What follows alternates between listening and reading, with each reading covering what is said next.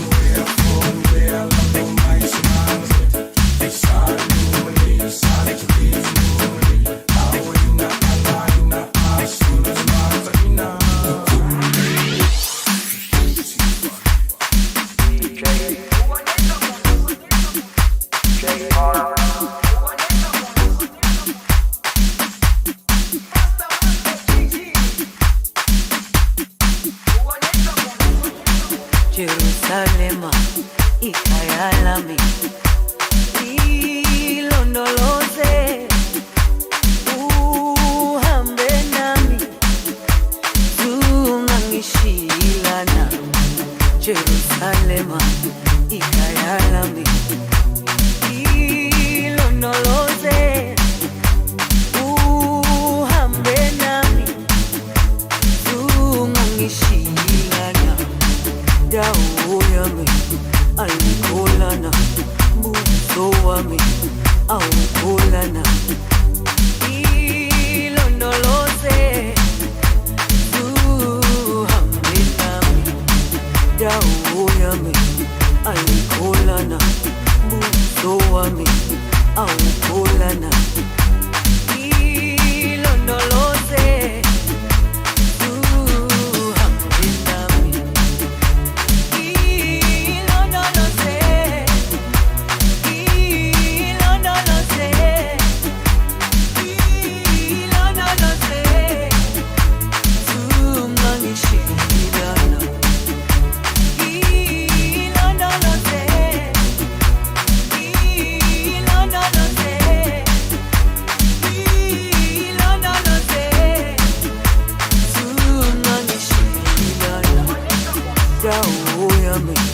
alikolana buso wami awukolana ilondoloze uhambe nami dawo yami alikolana buso wami awukolana ilondoloze uhambe nami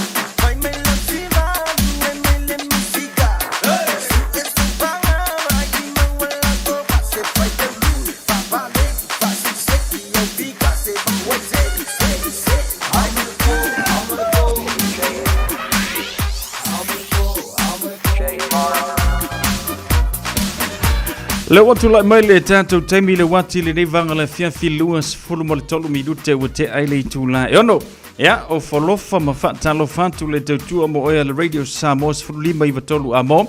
Tātou porkala me le nei fo ia fiafi ma le amatainga o fia au mga luenga a le pa ia ma le matelo le tātou tenu upe o na yeile nei aso nga fua. Malo le ono sai malo fo ili wha ma le losi fia au mga luenga. E ui lava o lea e whaisi tulanga marulu o le tano le tau mo tātou le nei vai temi. O nisi o teimi o malosi le savile, o nisi o teimi o toulu timunga whaatasi e ma le marulu. Ia ai o le tau lava lea mo tātou I le vai tau whapenei. Ia mana tua fo ilan tātou. O lo tātou le tau marulu o leva ono e lava tāpena. Ia wa fo ile o me le tau marulu mo tātou. Le ngata mo ne tātou whanawiti. Ia o nei o tātou tua asina sina. Ia whatasi fo I mai tātou le ave tele le tātou whamomua I tūlanga le na. Ai au lava o na tutusa le le. Tau fo ona e pui o ia I lau soi fua manoloina. Ina ia mawhai e lava o na maua vanoa e te ngarue ai. Ia e fsoswani e sio ainga I le nei vai teimi o to iai.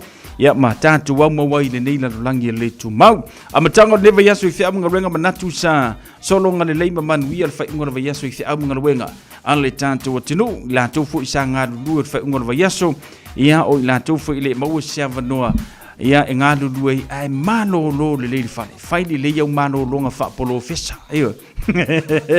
Ia wha tasi manai au porkalame. Ia manai au whi au mga luenga pi ona sa e ngawhai I le whai unga vai aso. Ia le nei wa tātou iai le aso luas frumaliva yuni ona tutonu le nei vai aso ia e leo te mamau. Ona tātou wha ma vai atu fo I le nei masina. Ia ma tātou sa vali atu e lava whai unga o le nei fo I masina.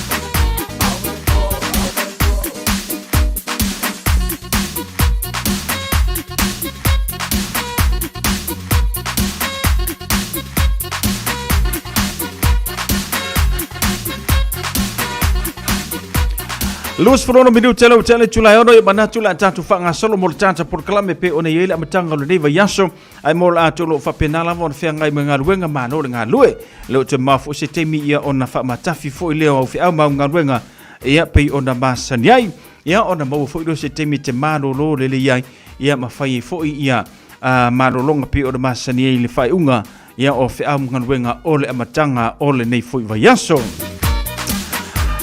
Mola tau lunga la wala mai ane tātou whaadinga whaapisinisi nei o lau se atu iahi ia ona o se atu lole mo le tātou reporti mo oi lunga la wala ia wa ia whimalanga inga le tātou tinu ule tūtau lai o whiaunga ruenga o le amatanga o le neva yaso. Why did I join People's Panel? Because this is the city I live in, so I care about it, and I wanted my voice to be heard. Search and join the online People's Panel. Complete surveys, win prizes. Tāmaki, Turiki, all together Auckland. O mana o mie o e pose I sialo a inga se fisoso ani tau whi malanga inga mo New Zealand. Imata au pue peo le vaita mai no whanau po anga luenga. A whaia lau tali o le ioi, wala au loa Ken Fernieho o le Fern Immigration Services e iailana lai sene. Ma o silia ma le se funu lima tau sanga hola na tau tua. E toa tele tanga tau o fisoso ani iai Ken, imata au pu tau whi malanga inga. E awhia imata au puna o atu le tribunal. Ma apili le minister. Tanga iana e le Facebook, ma le upenga te whailangi I molimau. Mo nisi whamtalanga, wala au mai le Fern Immigration Services. O luatasi, tasi lima tasi, o lima. Avia maua sosa, Omega ka, Ianga loi moa, Omega ka, Sagale tau mofie, Omega ka, Fili mai loi le Omega ka.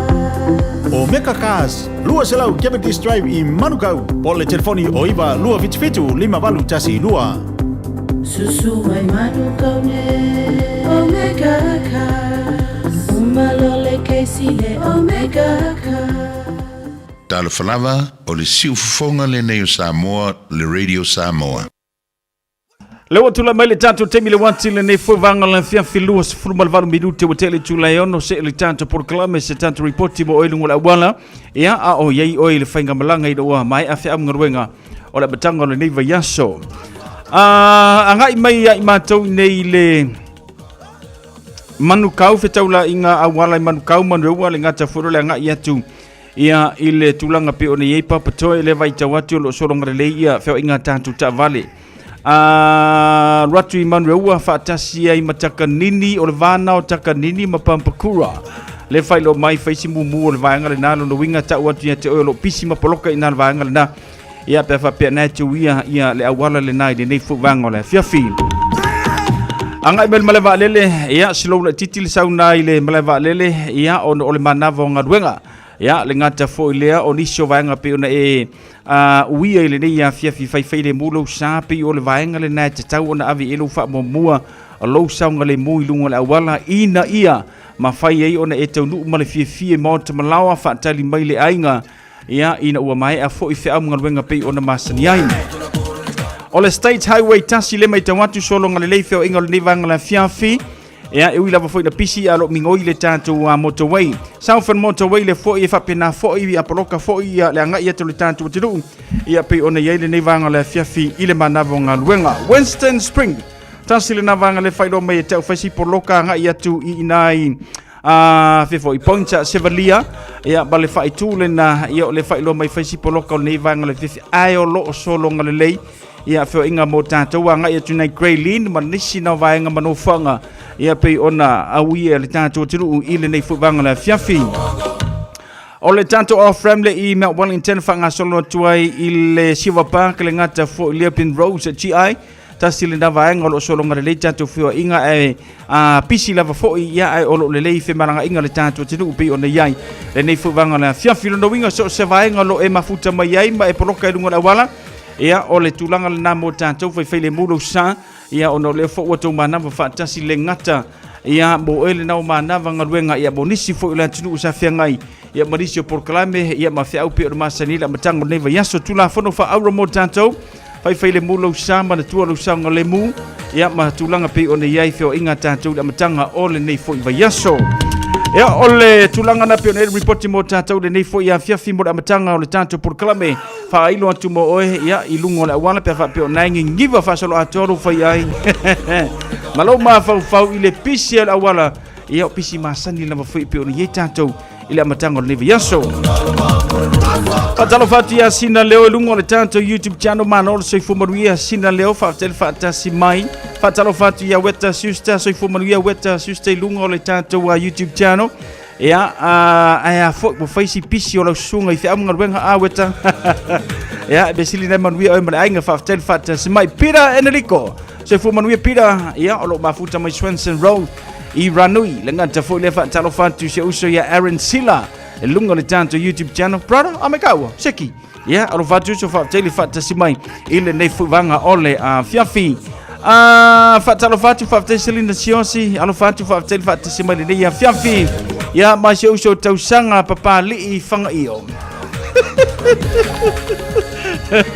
tausanga ia faima e sau o ke popole e kai me ke sau e yo vidi leo e wole loka oi o loka me la vale sau o nga se kia oi mo ia di mango kongi au long i ngei ni ale se me o ia karia umfa kanga oi i lo ko lu fale men sila pe e fia sa yo e fa me sa ya singa ka meki nginga e la kwale i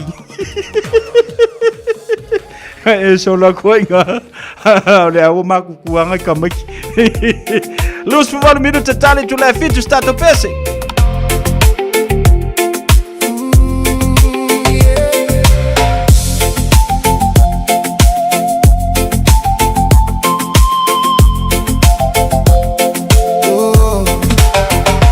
Faatali mai sei tatalano ma se ie tau mai olo igua te filo oh yeah ueleva ona ufia fai atu ai fai gatatele ia te a unaio umanatu oh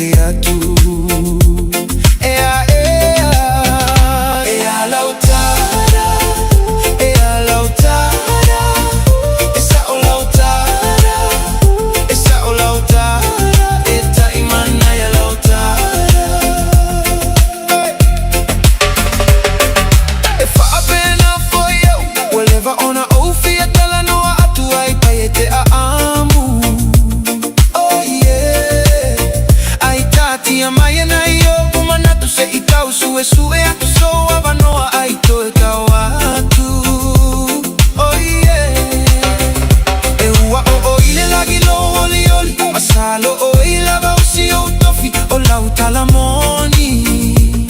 Oh yeah. Olea ole masalo salo atonu e te tali mai o manau ile nei vai aso.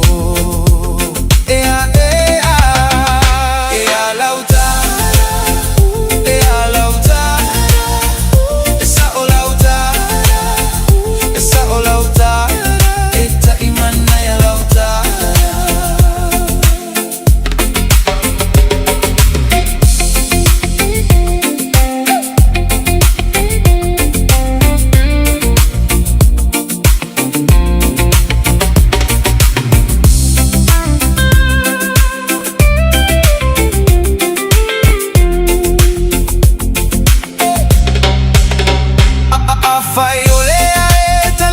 Teleto laula petoi no pia ole ata atia.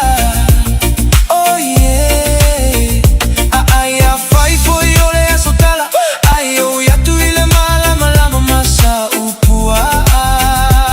Oh yeah. Oh you au ki ai no male me o ke lei fai lava o se mia fa pe taluona oh la. Oh yeah. Ai ko suilo foga ai fa uma ai lo malekisi ai kaso sola io e alauta esa olauta eta imana ya lauta.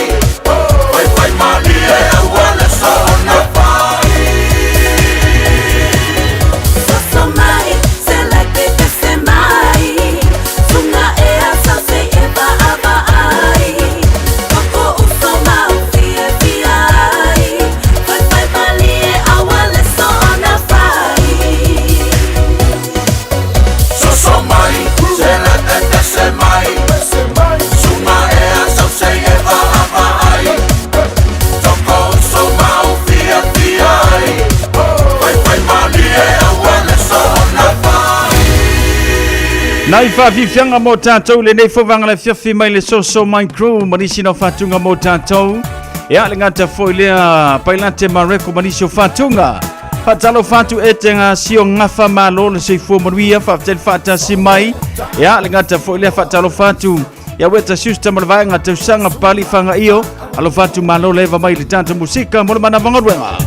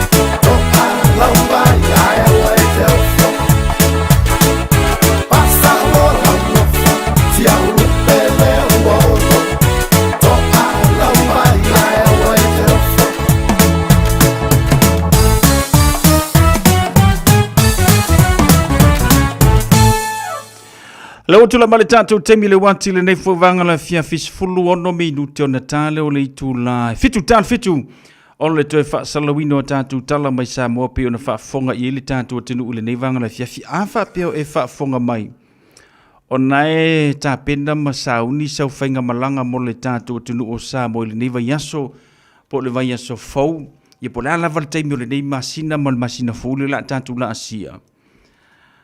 Wa ova ai atu lunga o penga ta whailangi le tele o ta avale la vivea. O le winga o lau tala. E isi ta avale lu ke vai akunga la vivea mai le vai asole nei la lena te anei. Ua mau ele so i fuo o nisi. E iei nisi o ta avale makua la vivea le au ngā. E le vapela wo whai atu o tātou i o atu i nei. Ai kasi ala vai kui kanga kai la veve tang ia ta valu tanga ta ta to tenu o Samoa. O le wingana le whamatalanga ma le whamanatu mo oe. Pea whapena e sau ni sau whainga malanga I Samoa. Tautua nalo saunga le mu. O ave a kamale Samoa e moto wei uma awala. O lea lea luaku o ingengi usila ma au Sitalia ma Amerika. E kele ai motorways mai masani e una e alulungo motorways. O lea lea kia luaku fo I lele e whaitete lau whelua I wae. Mea mongia ia e ke fefe fo I pea whelua I Samoa. I le tā vale. Ai ave pea no wha mua I le saunga le mu. E le o fia wha fonga ma wha longo atu na I o tātou tau a inga I nei. I se wha lave tupu mai. Pe a whaina tātou I misa mengi o ka vale lungo le awala. Mana tua wa ese teimi nei ma teimi e sa tātou iei. Teimi sa tātou iei. Mo iei ka vale ai le kele. I or kemi lale ngei. Or poroka le awala I Samoa pe ia poroka kako. Aolonga le leo kako. E kele awala e ke pi o iai. Ia matele motorways fo le tātou te o iai. Whanonoa lo tatilu atu le telo. O ta vale la vivea ma faina I le soifua. Le ngata la I le vaenga lena. Ala vai aso fo I te atu nei. Sole. Mo le mea kongwale mo me ka o mo le ngoi pupula. Alua kwa pea se sainga si fafinga le ngala aku alo whairanga whakau sole. Pea se ia ngangale angale aku alo makua ai eri. Sole. Fa fo linga fo lele fa ata la fonga ai ole makanga io ia ku ai nga winga fa pea. O mesial ku pulanga la iki le wo ia ka ku Samoa on kwa makau kia mon le ai ngi ma fa fa mo fai ai mera ia.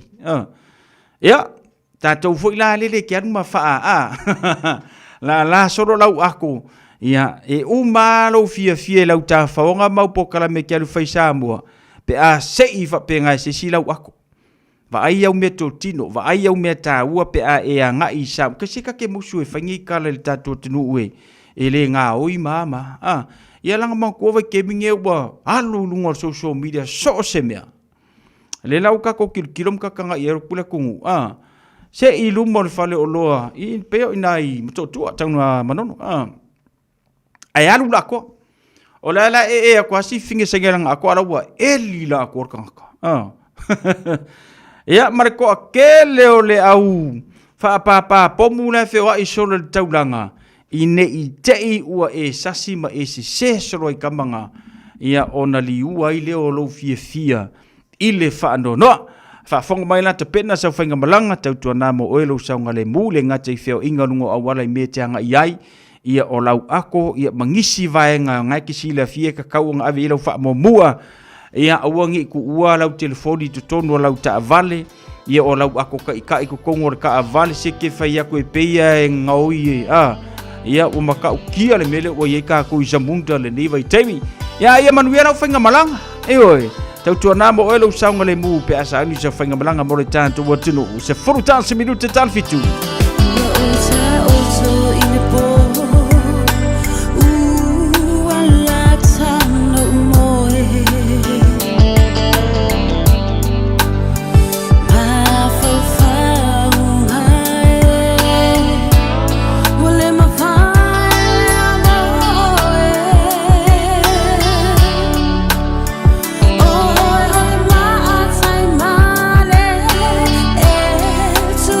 See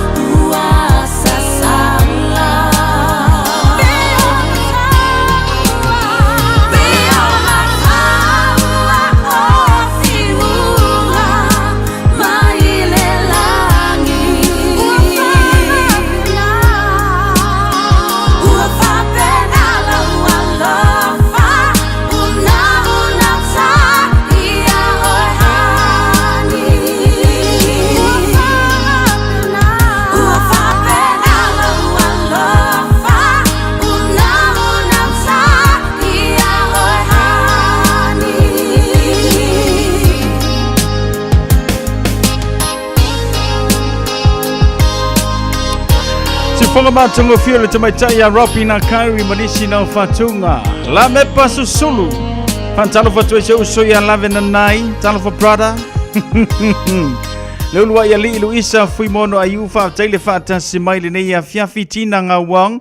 Alo fatu tina fa taile fata si maili ne fo ya fiafi male tanto por kalame. Ya fa mo sa manuia fe am ngalwenga ya pe ona masani ya tanto. Ya le ngata fo le fa talo fatu le tanto por kalame ile ne ya fiafi fo ta fusi so fo manuia fo alo fatu fa taile fata si maili tanto por kalame ya masalo fo isa manuia fe am ngalwenga o le nei fo ya so ngafua ya la tumle amatango le niva ya so malo le ngalulue 5 minute tale tu live fitu tal fitu ya ole te fa salawino tanto tala mai Samoa.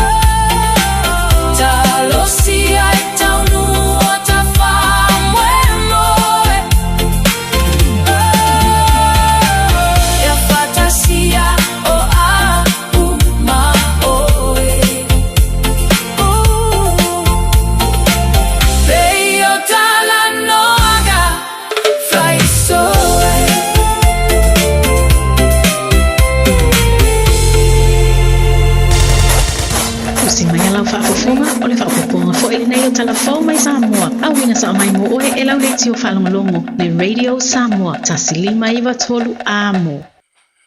O te whatalo whanu tātu o tunu le amatango le nei vā yaso, tala tau longo mai lo tātou wa tunu. O le aso 5 ma le aso no November le tau sanga nei, wa whaatūlanga e tango fiai e le whaamsinonga o tālo sanga apili, a le whaamsinonga o whanua masuafa, le whaaiunga le whaamsinonga māwanunga lea whaamsinonga le whaatonu inai, le whaatūla i ese o ainga se furuwanu, ma i se vaenga o ele o lo itua mai o le fitu se lau 2 eka, o whanua ia o whenga ua mai a whaamatu watu wha le tūla whono, he no fo ia e ainga ma tangata o le nu o le o waa. O le asfreile o mawaena o mai lea wha ai unga, a le fionga le tamai te i wha masino, le fionga la la toa Rosela papali i, na tau aveina su enga o le tālo sanga a pili. Wawa noa i lea wha ai unga o na toe su e ai, manisi o wha ai unga wha sino lava i ele lo fina waile au waa ma whenga, na fafonga ina i lea so se furu valu o September, o le tau sanga i luafe se furu fitu, le wha ai unga lea so se furu valu o Desemba, o le tau sanga i luafe se furu valu, ma wha ai unga lea so lua se furu tolu o mati, o le tau sanga i lua o lua tolu, ma lea so wha o mati, o le tau sanga i luafe lua wha. Wa wha tonu ina ai e le wha amsinonga le tu tālo sanga, ina ia fua ina umatua oi, o whanua lo o wha mawina o le poloka lua iwa ma le tolu se furu, ma tu ina atu mo su enga le wha amsinonga o tālo sanga apili. Ai mai se foi, ia tu ina atu ma se wha amtalanga, pe na wha pe feo no no fo ia ele o lo i tua mai o le fitu se lau lua se tolu eka. O wha lia le wha ai unga le tā ua o le teo ilo, o nisi o wha ai unga e feso o tai ele o lo tu lai mai ei le fina unga, ina ia whaia le ami o tonu, ma ta oto ai langa tonu ni ese e senga o fina ngalo i tū, o lo a fia i lea ma ta upu tau wha amsinonga o whanua masuafa. O taimi o le whainga maloa le vaenga e puipuia i a te tau o tangata, i le paia inga se furu ono o le pāle mene, na amata whaatala no ai le tuu whaatasia, o le pūlea ma le vai o ele o le malo, i se au nanga e tasi. Ma sa wha lea ngā luenga, i le urua i whainga maloa le vaenga wha upufai o le whaatuatua i le atua Samoa o tasi, i le paia inga se furu fitu, se ia o mai i le paia inga se furu valu o iei nei, lea ua avatuai ma le tū la fono, e aloa i ai le whaatuina o le mtanga luenga o ele mafua ngā whanua.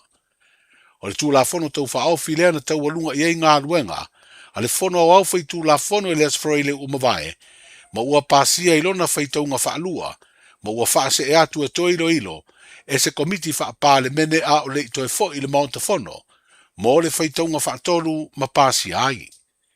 O ele sai le vainga le mtanga luenga o puna oa whaale natura ma si o manga, o ele sai le whaalaptonga ele Samoa, ma whanua sai le whaalaptonga o le estete tausi, wa tuu whaatasia umai lea tū la fono, o le ai le vainga le mtanga luenga fou, o ele mafua ngā whanua.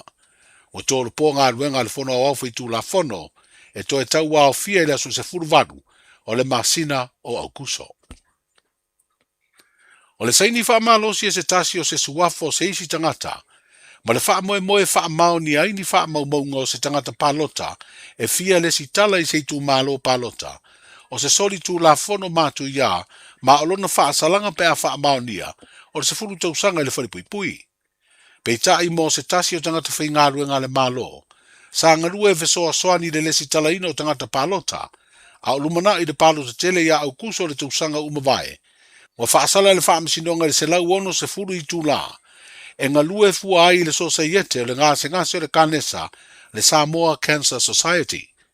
O le masino me umavae atu nei, na umai ei lea whaasalanga le whaamasinonga māwalunga, ina ua whaamaunia le mōrianga o le saini whaamalosi o le suafa, o se ti a kono o lo ngalue se e kālesia kātoliko, i le awhio anga o sāle lesi, e se tangata whai ngā luenga le malo na vesoa swani, i le whai o le lesi talo tangata palota i le ofisa o le komisi o whai ngā palota.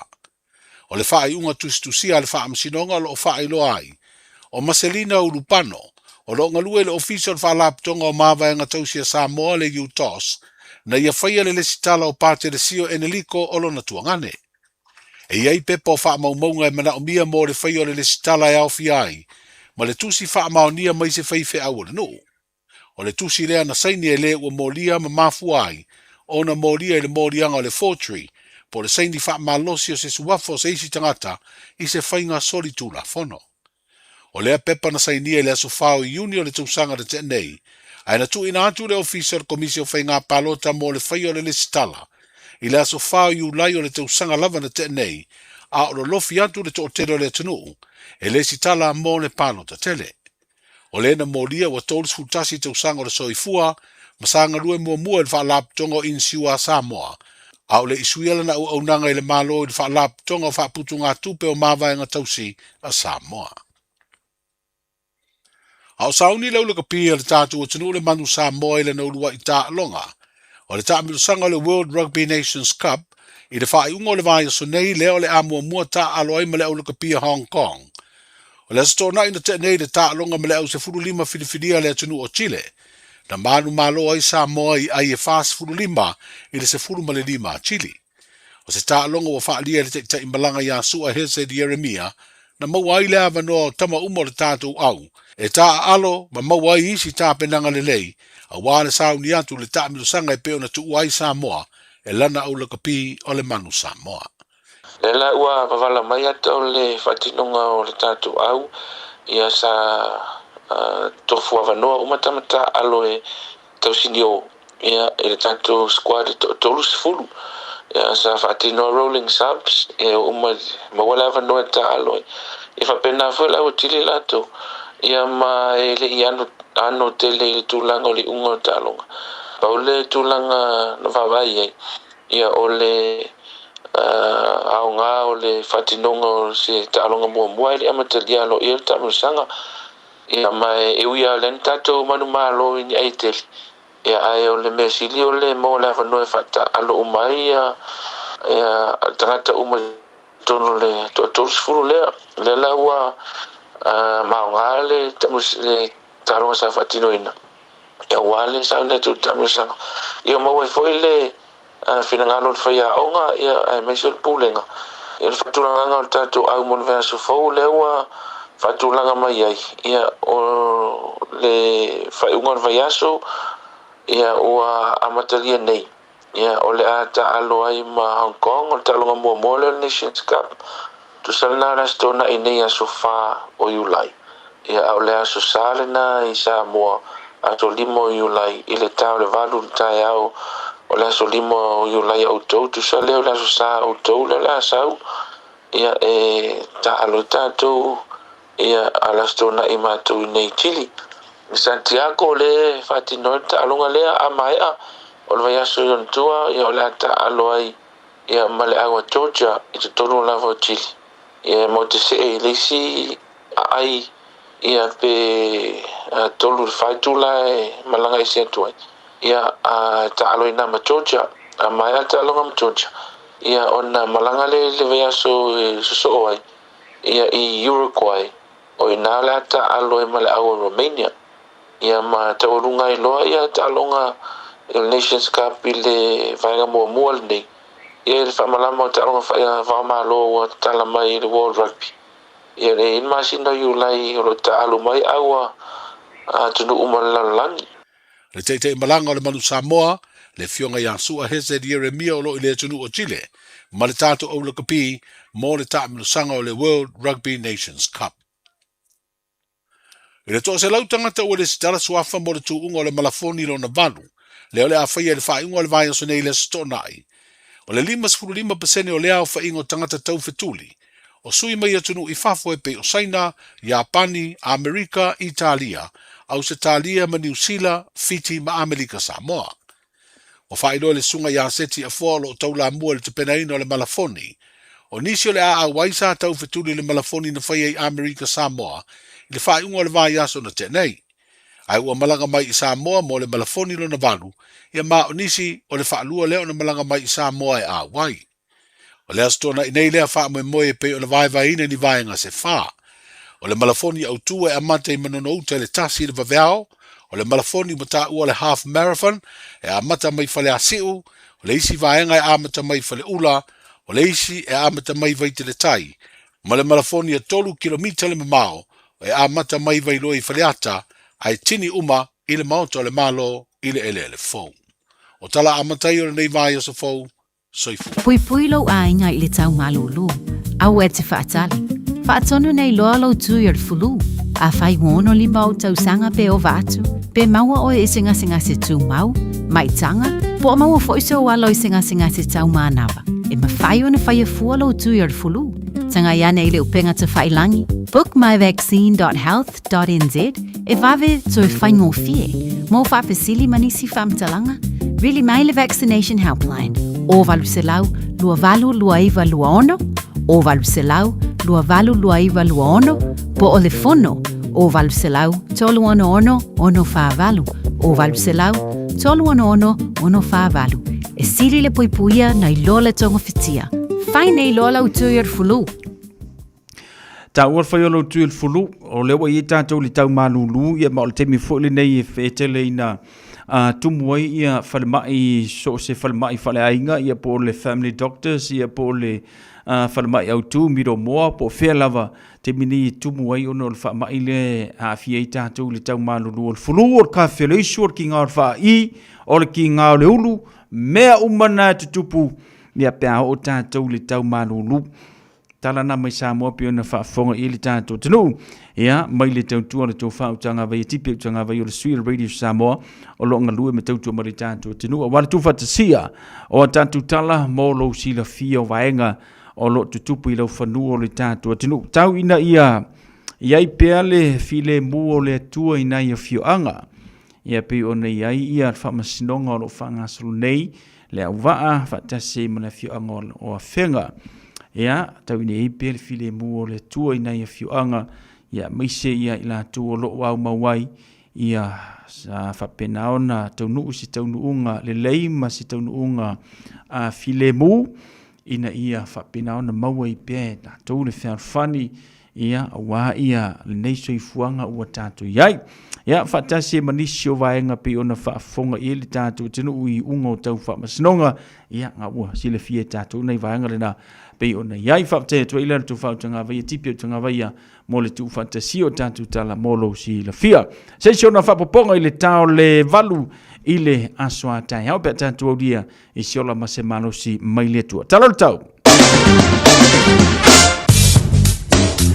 Lele se mali tātou pokalame se vainga talo le tau mo tātou. Ia pe ona reportia mail ofisa va ai tau i au kilani whanga solo i tātou pokalame me se fufuanga. Pe ona i tātou i le nei fo i a fiafi. Ono te keriro na malulu le wa se mai i tātou le so o ka fiola he makua malulu. Pe ona i le talo le tau mo tātou le so langi le leile tulanga le tau mai le fo i le tai au whanga solo mai le wauli. Ia ma tulanga pe ona i le nei vainga le fiafi. Lona malulu na pe ona whailome mo tātou le nei a fiafila songa fua. Ono tikiri lona malulu sun mafitu lona mafunfana. Tulanga fwena ola i le talo le tau mo tātou le aswa tai au la i nei pu ola iti inisio vaenga le vaveao. Panga solo antu i le angai o le tātou tinu i whea mngaruenga pitai o le asolonga le leima langi le leili talo le tau mo tātou. An sololo tulanga fwena ola i le talo le tau mo tātou plasi mai lona malulu sumare tasi sumare fitu lona mafunfana. Langi lei fo i le talo le tau mo tātou le asolulu vanga na. Nai vaenga o le awhapena ea ona to ulu wa masolani timunga. Tātou tunu o Samoa langi leili tau Samoa i le nei fo i a fiafi luas furumar vadu tikiri lona vevela whaatulangaina. Ia luas mali lima lona maurano pe ona iai. To ulu wawani timunga nisio vaenga e matele lava foi. Ia na langi leili talo tau mo tātou i Samoa pe awhape ona sauni. Sau whainga malanga mo le tātou tunu o Samoa i le nei fo i vaiaso i e por whai ungo le nei vaiaso. Ngata i whalo tātou tinu u whailo mai le nei fo vanga le fiafi au kilani sa fulfitu minute ta sifuru li tai au suara ngata i whale mo au kilani tolu minute te sifuru le atu e mau mani e tuare ngata i whale il poa na nei o le ngata i whale mo one hanga lua sifuma le tasi minute le itu le tasi il vavea na po pe mai ele ngata i whale tu sua le ono minute ta le tasi i le awauli ana leila. Ia whatese marangata i whalo manu kau het sa walu minute te asifuruma le lua le poa na po. Na sola mai ei pe ngata i whale o manu kau te sua na leila lua sifuru tolo minute i le itu le tasi le awauli. O le no whanga muri wai pinti le whailo mai sifuru wha minute te asifuruma le lua. Pe ngata i whale le poa na po. Ia toe sua tutu i le lua sumar wha minute ta le tasi i le awauli ana leila. Kalena whainga whaiva mai le so langi lei tau langi lei feo lolo la so ruru wha ngā sono tu la stofi me la so wharaile whai unga na vaiaso le whailo mai langi lei fo le tulanga le tau marangata I whalo le tātou tunu whatase mar kalena whainga whaiva mo tātou whai unga le vaiaso se ia pa ia le aso lua o le vaiaso asau tala na tau marangata I whale kalena whainga whaiva mo tātou ripoti mana ofisa wa ai tau iau kilani. Ua na o le Radio Samoa se furulima iwa toru a mo e tautuaina o e ilangu ngana fitu aso le vai aso.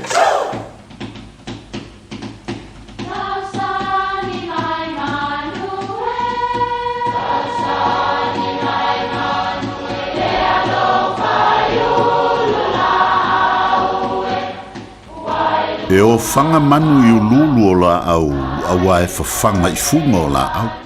A o le tangata, e whawhanga I upu matala. O le mawhileo o alanga upu mamuanga ngana Samoa maona whaapongai, e a fua I lona sio mianga. O lona lea sao I le whaatufunganga o le iloa whaale aso, mai le tautua se ia o ina pule.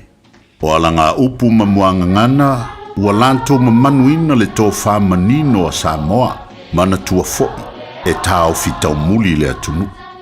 Ua motu ma le taula.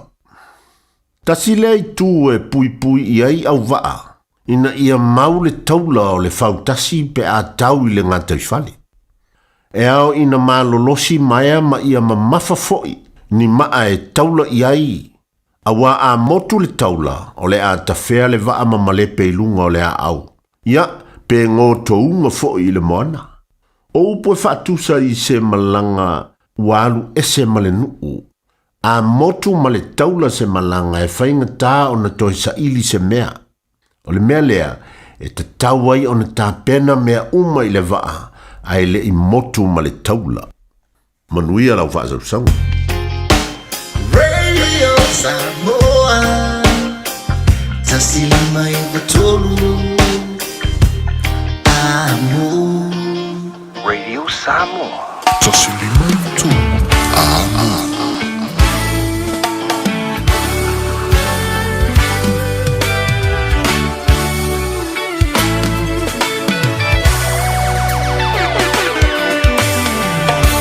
Na mafua mai le fua Samoa le maua pule.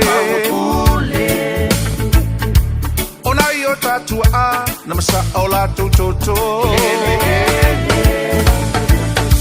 Wa sisi ai nei le fua o losa o lotonga.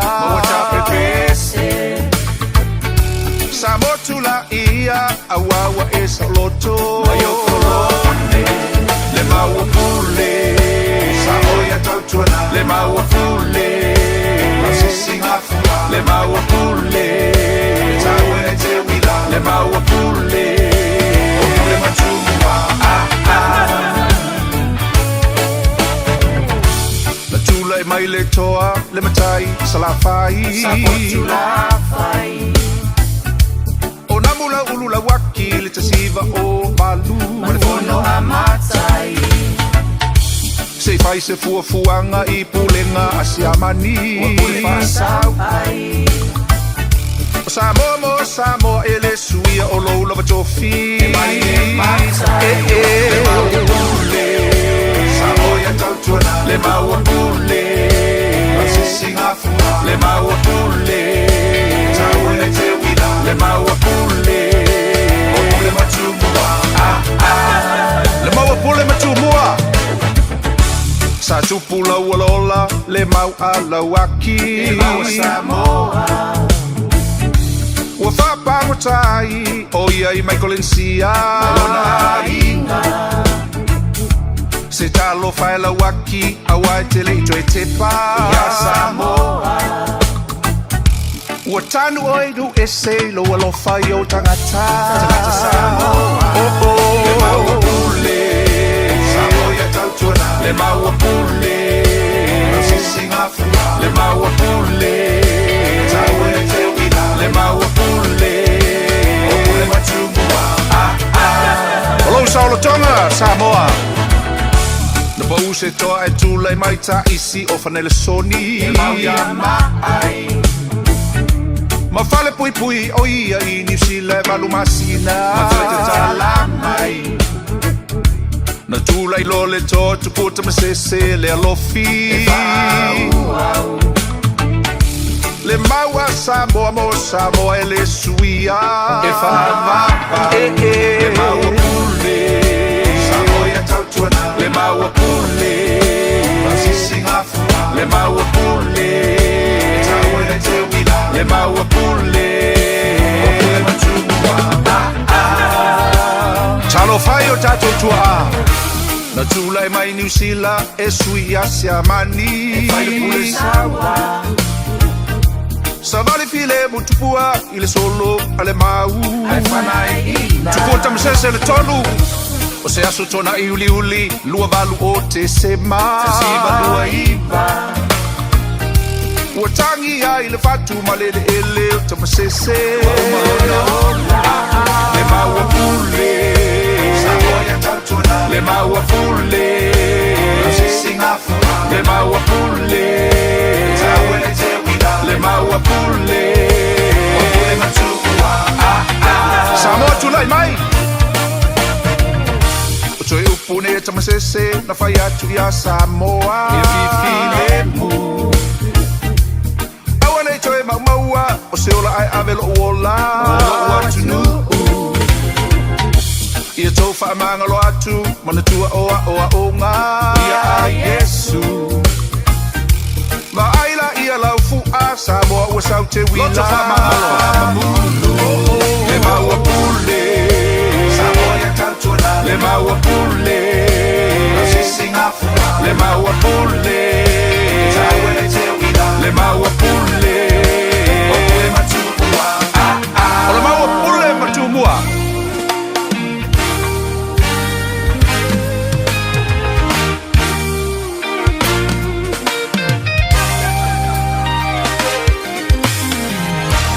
Siu whangamata ngā whiatunga le whawhiangai ngā pasta pōni fonti.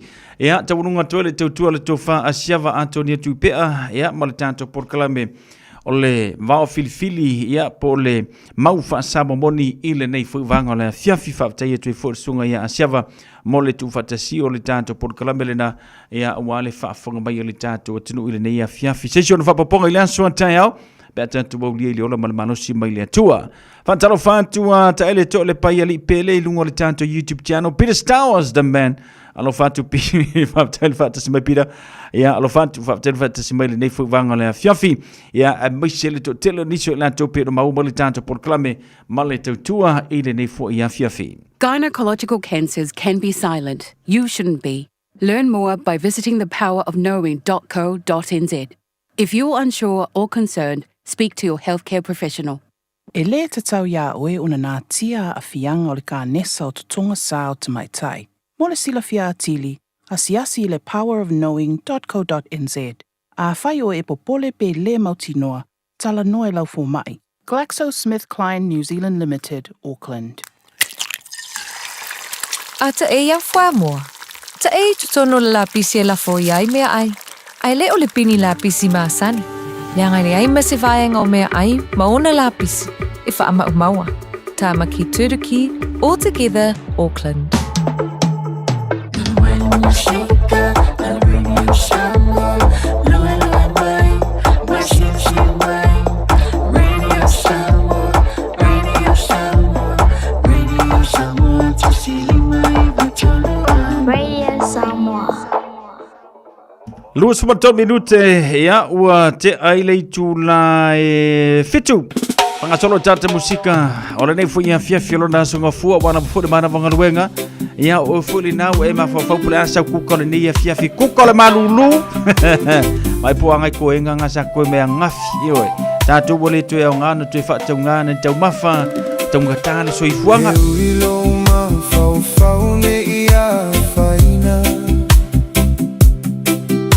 Le mave ave le fuona lo uita I le va ava ai mai fua I lo uaiga Wa mai tau le aga Ai o le a esa waga sala Ai atala no mai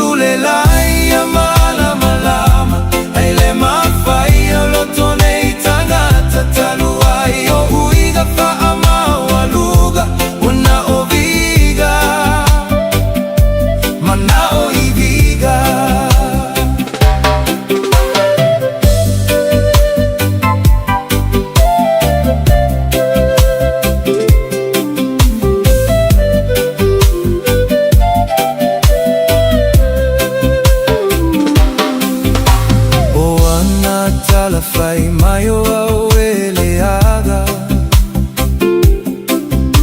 Le ai sole tou te leo malama lama. O me ana o ai le tou fai tatala. Tau fa ale aga, ma le tau lama lama. O loko tiu te leva ai golobu lava aiga. Le ai se fea o a se isi au fai uga. Ai au le leilo aiga ia e fa fetai. Ma tu upe alo isu i le mea wa e masani ai. E mai le atua fa amanu yaga. E le oni o amani tama o aiga. Mea na e le tau fai lo aina.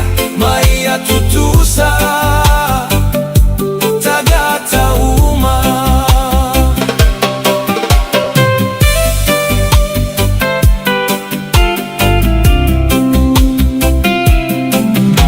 E galo lele ai mana tua na o mea le aga.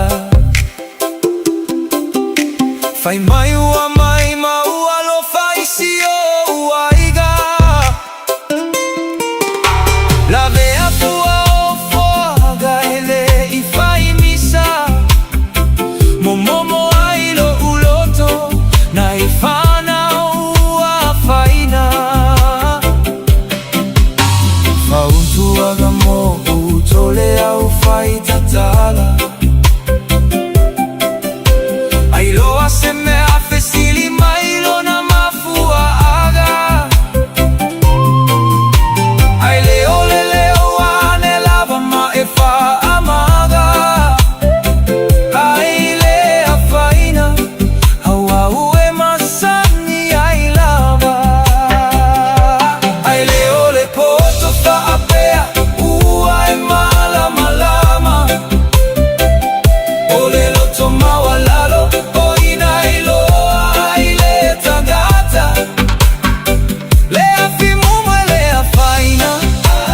Ai te mupepa e ai lo lima. E fa pena sou lagona. Au au iai o lo aiga.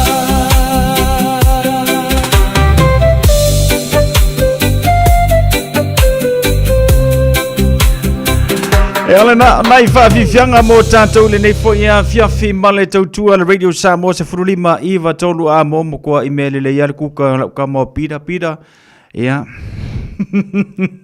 Manga ia lau kuka le fiafi alofa kumo e male a inga ia whaafitai fo le whaatasi mai le tātou por kalabe. Luas fuwalu minute o tele tula fitu.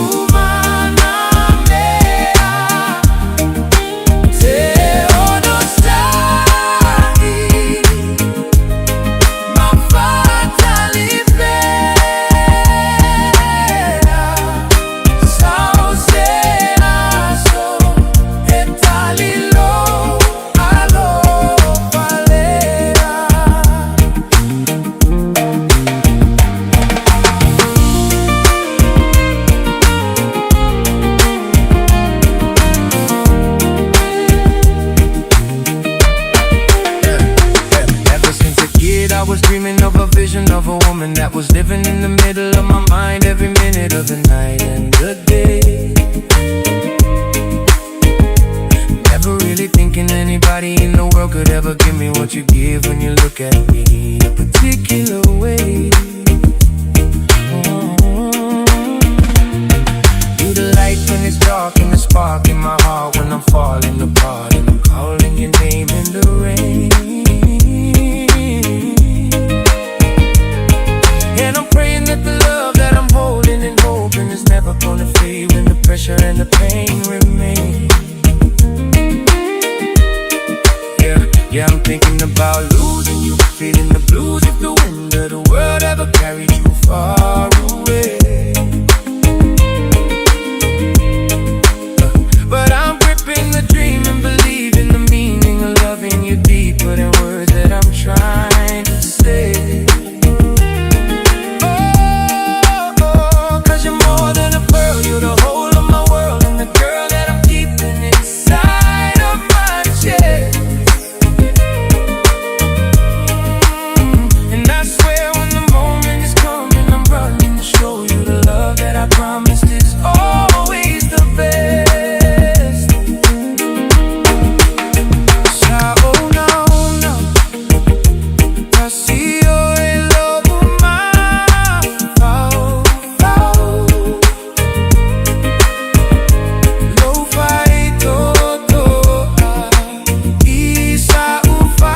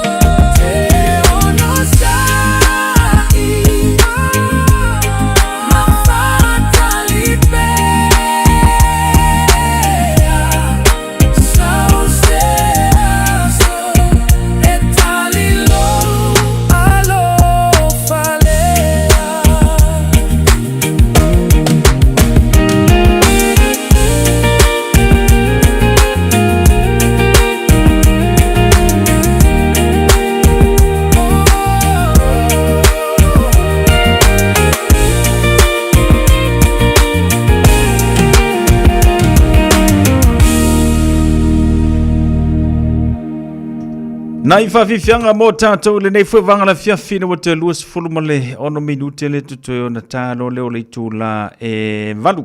Tāle tūla e valu na whatasi me whuleo le sunga i le whawhiangaiga mō le tātou pōn kalame ea o le tutu le upenga i le loloto. Pōn kalame pei o na masani o na whaafonga i le tātou tinu i e whiawhia sunga fua wa iaso te tasi ea o le tātou pōn kalame le na ea o le whapena o na e whaafonga i le tā. O le valu pe o ni ia por kalame fatu ngaina o le asonga fua. O tulanga pe ona ia le tātou tautua le nei whuvanga la fiafima toe whaatano whatu ai ia le ngata fo ilea ia ole o whalofatu mo ila te umulawa pe ona maua mai le tātou porklame ma le tautua le Radio Samoa se furulima iwa tolu amo ia se o se atu pe ini tātou whaalinga whanawetele ia ona whaanga solo fulo tātou musika pe ona masani ile amatango le fuiwa yaso.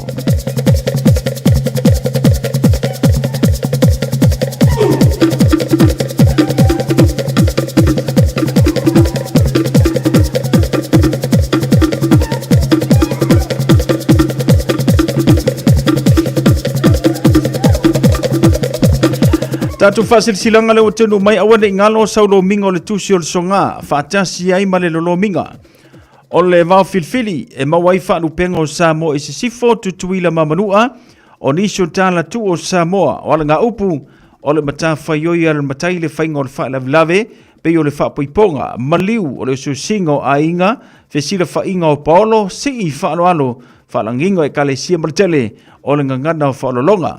O lea ua whaapauina le tau e na o le 5 tāla e le tusi. I oe 5 tāla e le tusi o le songa, ea po o le vau filfili e le uma le masino iulai.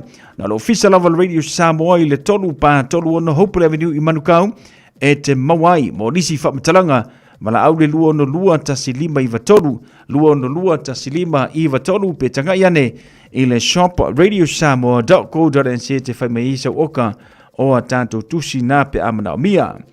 A inga seu manu, i le awa ma le whaaloalo ua langa i se manatu le nei a inga, o nofo ma matai a inga sa seu manu, na taupule ina e whaatenu ine le masino iula i lua o luono, ua whailo atu ua tolo ina le nei wha moe mo le masino te sema, asos frumareiva lua o luono, tātou a inga umono o lala ni usila, Samoa au se talia manisio antunuu, ua leo o nofo ma sa whai pei ona talanoina mo iulai ai ua tolo aina mo le masine pei ona ta uia te sema mo lo o tausi la fia whaftai o lo se nia le nei whaasaralaunga sa o le ainga sa seu manu tina seu manu ana teni seu manu Lanfaele seu manu Ioane Wikilifi Ioane Tusani seu manu Mao Sea a Jong ti a whaafetai a Jong, ti a Sione le tolu, Ioane le a taua,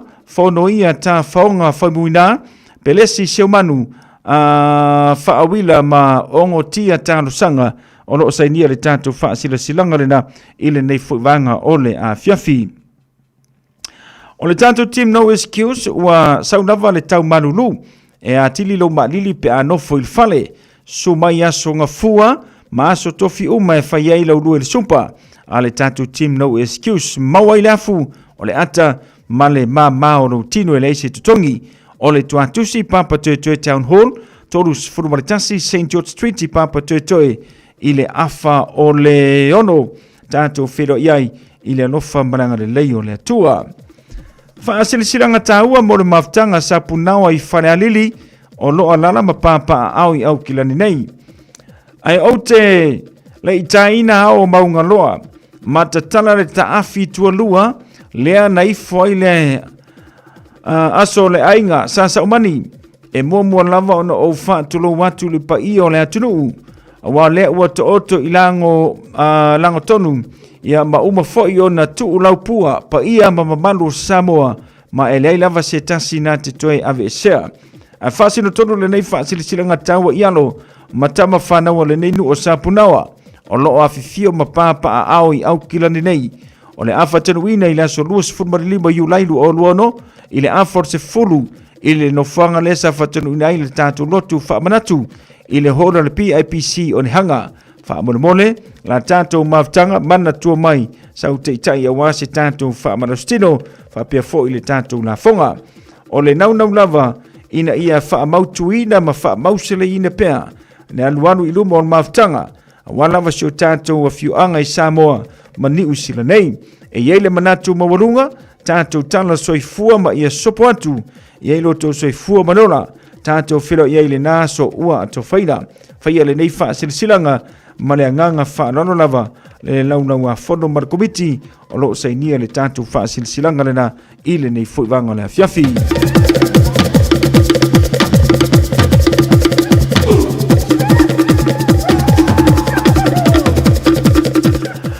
Ainga poto suli uma o Muliavi, sa le a taua manono. O le a oto ia whamaene o tailoloto usama whainga Samoa mai lava. I le ngalu whaintio o le tui manua se ia pa ia le vailuanga o matangi tulou. Whaatolo atu foi le au whaingaluenga a le tua o loo whano no manu a wansa manui o Samoa mo nei mātaiao. E iei le talitonunga maulunga o loo tū mauarunga pēr le pule wha le soifua tului a le tua i loo o tō soifua maso matuola. E iei le manatu o le a whana tonuia le malama ma vili tonu le ifia maina. E ala i le wha moe mo le nei wha sile silanga tāua mo lo tātou ainga poto i Muliavi sa le a taua manono. O lea ua e se tō wha le sa o lo tātou ainga le tō wha ia futi tali wha i fotali wa ia fina ngano ai e fia maua se tātou whelua inga wha mole i le aso limba iulai le itu lai wha i le a fiafi whaia le i le Bailey lua fitu lua Tira Count Drive i Puswood e fia tala noi nai le mata upu tāua mo le anga ilu mo lo tātou ainga a to ai ma wha moenga tāua a walo tātou ainga Muliavi ta talo pea i le nganga mawalano i a mori ta i atulo o tau soifua maso matobola o le na aso ua fua foina mo le tātou whiloa inga sainia le tō whai le sao futi talifai fo tele a matangi olo le tātou wha sila silanga lena i le nei fuivanga ole a fiafi.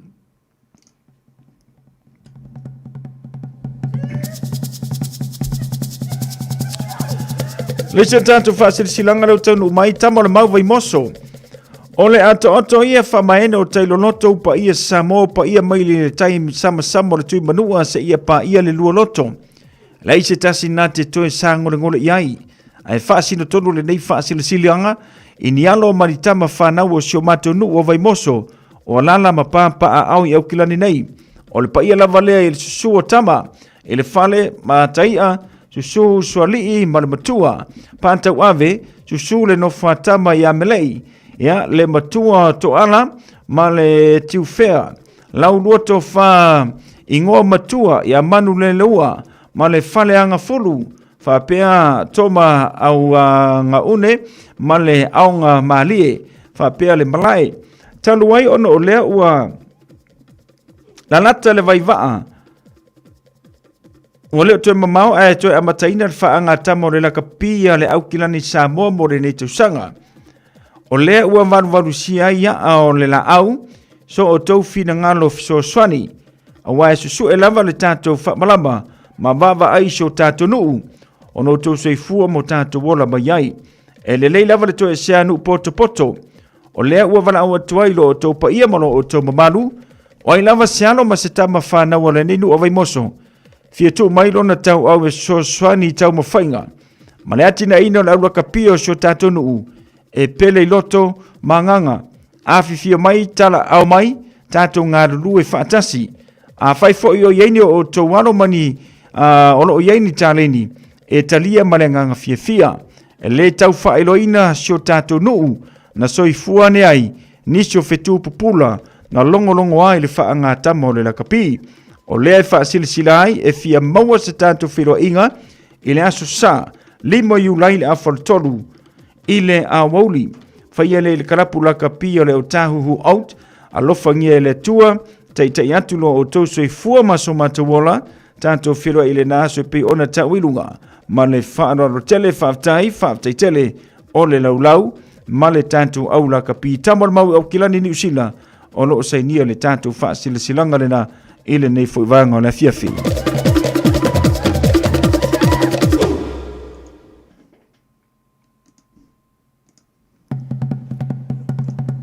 You don't want to miss this. Ya, te lona paula na ne tātou whaasisilanga le wa tenu mai e tau le nei vanga na fiafima le tautua le radio Samoa fulima iwa tolu amo. Si koe sia ki kasi tu la veli tule pe si se tātou whaasisilanga. Ya, ale ailo na winganga le paula na ne tātou whaasisilanga. Ya, lea ua tenu mai e tau i le nei fui vanga na fiafima le tautua ale radio Samoa se fulima iwa tolu amo.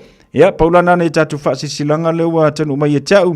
Ya mo le tātou porkalame a mese fore tautua a le radio Samoa se furulima iwa toru amo. E inisi vaenga te fia manam la matili ai ana le ia tātou whaasilsilanga ia ona e wala maile le tātou leina lua no lua tasilima iwa tolu lua no lua tasilima iwa tolu.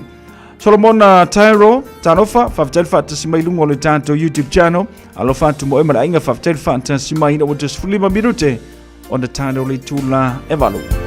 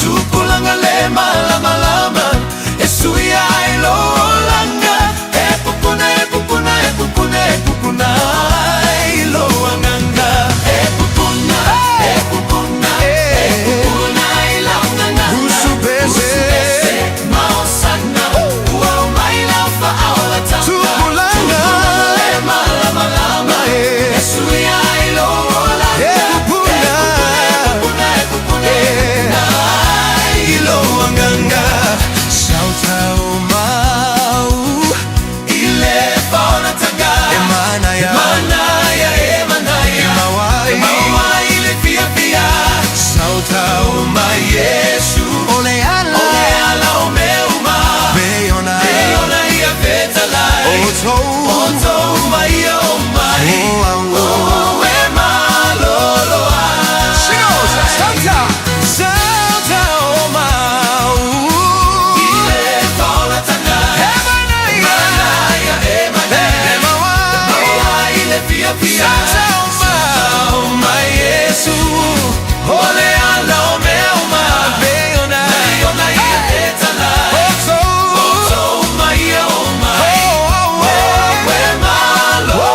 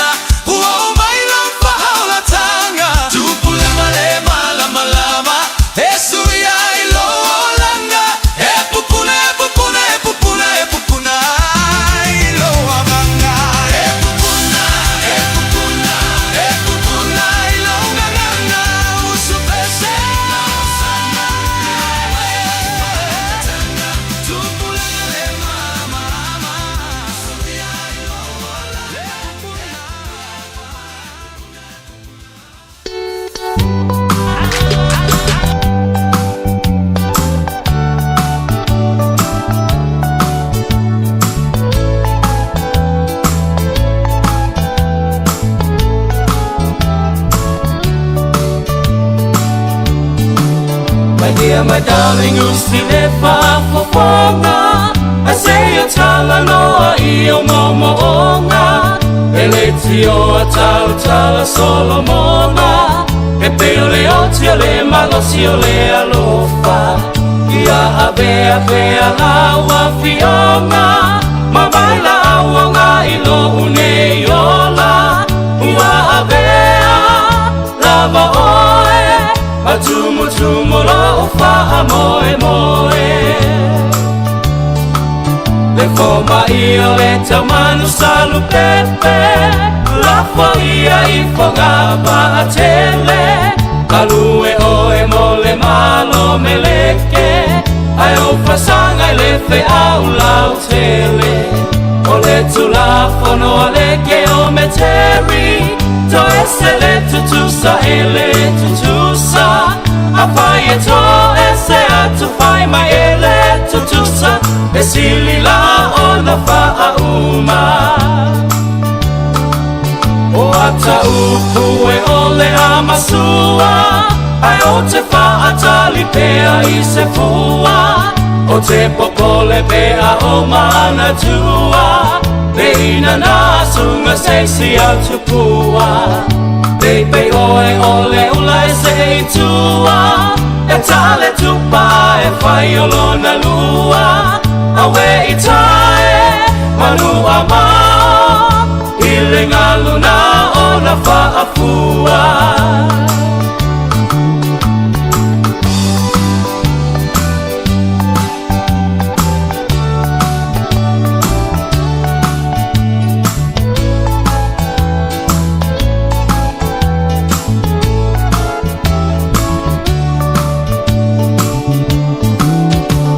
Malanga na luto atasi Na lutia ipe au ole sami Toe taiane ipe au wala Mai wa musule te ine tau sala Fa amoe moe ngā wale awala Ele se a e lama le tio tala Ele fai so uloto Ai tulo fila ngalo Wa mali e lau fa alo alo O ita o siunga pepe E lolo lava I le angi a le matangi Ai o te pese pea ma o fa I loa Le o se tupu po se li I mauoa E le o ita foia se tangata poto Po se aloa ni a Samoa A o ita nei lava O si tangata noa Wa uma fo I ona e loa Ti o taloto wa mali e Toi fua teine o meleke O le apo I si ali ini usila E mama o le fasalele Ua malia lau fa alo alo O le apo I si ali ia o a o Aeta tau fai sa ili Ma fa atali tali pea I se aso Aeta tau fai sa ili Ma fa atali tali pea I se aso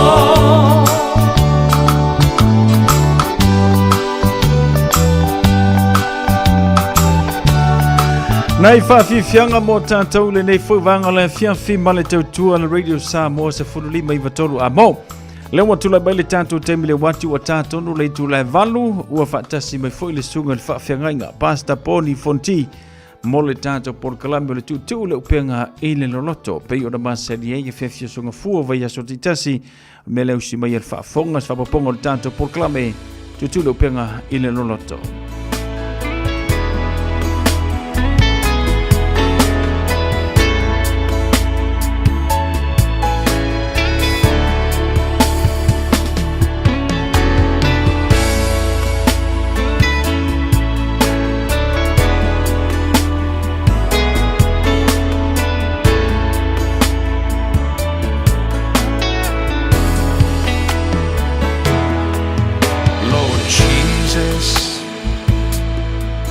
You're all that I need.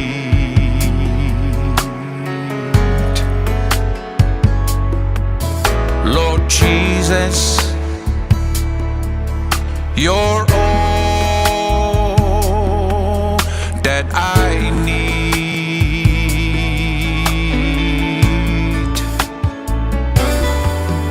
Lord Jesus,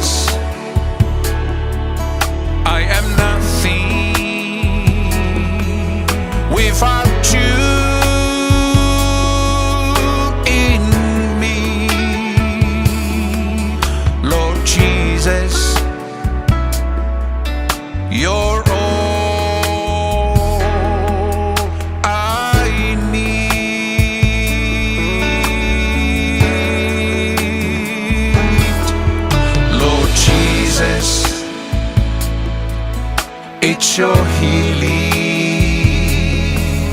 that I need.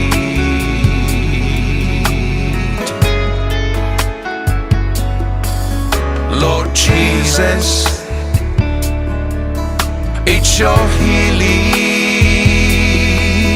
that I need.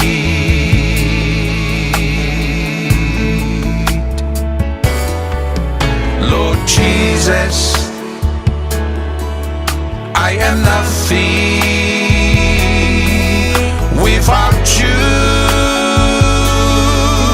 in me. Lord Jesus, you're all I need.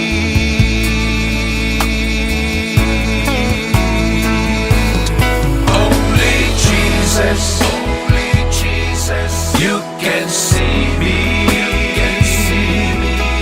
and know what I'm going through. Only Jesus, you can touch me and heal my broken heart. Only you, Lord, can restore my joy and laughter back into my life. Only Jesus can satisfy my soul. Mātou te vi ia oelo mātou tua le nei fiafi, moni lava upo le pese pe ona mātou whalonga ia le nei fiafi. Una oe malia ai o mātou loto. Una oe wha malia ina o mātou manao. Awa oe lava o le tua o wha mnianga. O le tua e tumu i le alofa, o le alofa e muti vale. Whafteitele nei fiafi lo te tai mai o i mātou. Lo mai ai mātou le tua le nei fwoi taimi whaataunu ina le mātou maftanga. Whaftei lau tau singa le nei aso mai le tai au si o mai lawa le nei fiafi. Ua lo ang le lei le tua o whaalia lo alofa ma lo alo lofa tele mai ai mātou, lo lofa tūnoa ai mātou. Tele au ngā luenga mamana, tele au mea lofa ma lau tau singa, mea wa e fua ima e whaia mo i mātou. Mai lolo wa lofa ma lau wanga le leile tua i le ola, whai pēa i le aso ma le aso, awa le fua atoa le nei aso, whapopo atu i aso lo mātou wola. Mātou whaaftai atu le tua i mea umalama, whaaftai lo wanga le lei, whaaftai lo wha maoni. Whaaftai le tua, i le whaoletanga e ala ia Yesu lo mātou li. O Yesu Kiriso, mawai e mātou le ola, mawai e mātou le wha moe. Whaaftai tele le whaoletanga, wa umana e sauni e ala i le soifua Yesu. Le wa mātou, ola i le neilo langi, mātou whaitau fui lautala le lei, mātou tele tonu, na moni lava, e ielo mātou wha moe ono le toto Yesu Kiriso, wha malingi ina ono i mātou le whanau. Whaaftai tamai lo alofa, whaaftai lo wang le lei, whaaftai mea umalama wa e whaia mo i mātou o lau whanau. Le nei fiafi le tua, mātou o mai foi, mātou te fia whalongolongo i lau upu, mātou wala watu le tua se e alofa mai e whatasi mai, e whaau o mai i le mātou mta upu le a mātou tantonoa le fiafi, mātou wala watu le tua, e te whetalai lava mai e saunoa, o e lava e te o ina i mātou le nei fiafia le lau upu. E leo o fo iso mātou loa ma so mātou poto le ato toa e pe ona e si le fia me umatama. Mātou lava nao ni tangata e whaonga ina e whatau waa. O e lava lo i le ato toa te whetalai ma e te awa o mai mātou.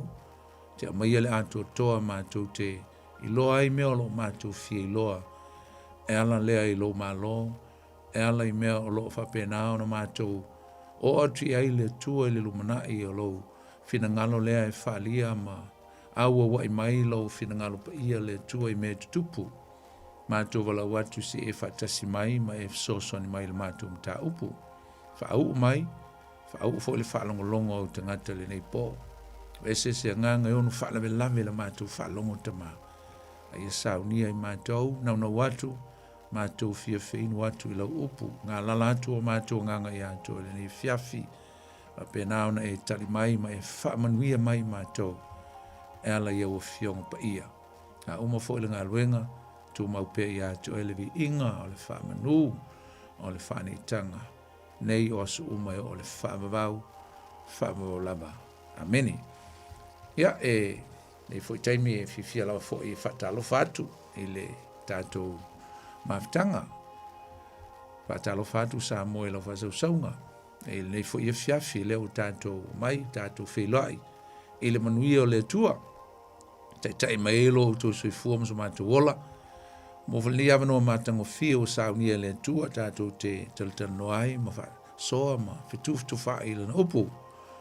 Ia, e whatalo whatua i le nia fiafi i lau whasausaunga.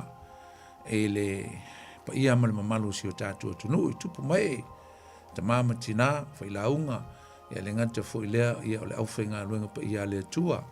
E sunga i whawhengainga mau tō misiofo i so sto vini whatalo whatu. Le nganga whalolo ni fiafi le ia malu lau whainga ruenga. Ma lo le ngā lulue, ma lo le ustaulanga fo ni vai o sa pe on tātou iai. Ia ni fo i tātou lia mai le yaso ia, pe o se aso malo lo ia i tātou, ma lo le ngalue, ma lo le folfola, ia le tua.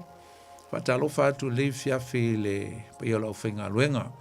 Nisi o lo mwhaiona whaafonga mai tono fo whainga ruenga. Ngata fo i lea ia lunga o le tele so se meo e ngalua i tonu o mauta malawa. Patalo whātu i atu utou. Ia ele whangaruina utou i tonu o mauta ngase.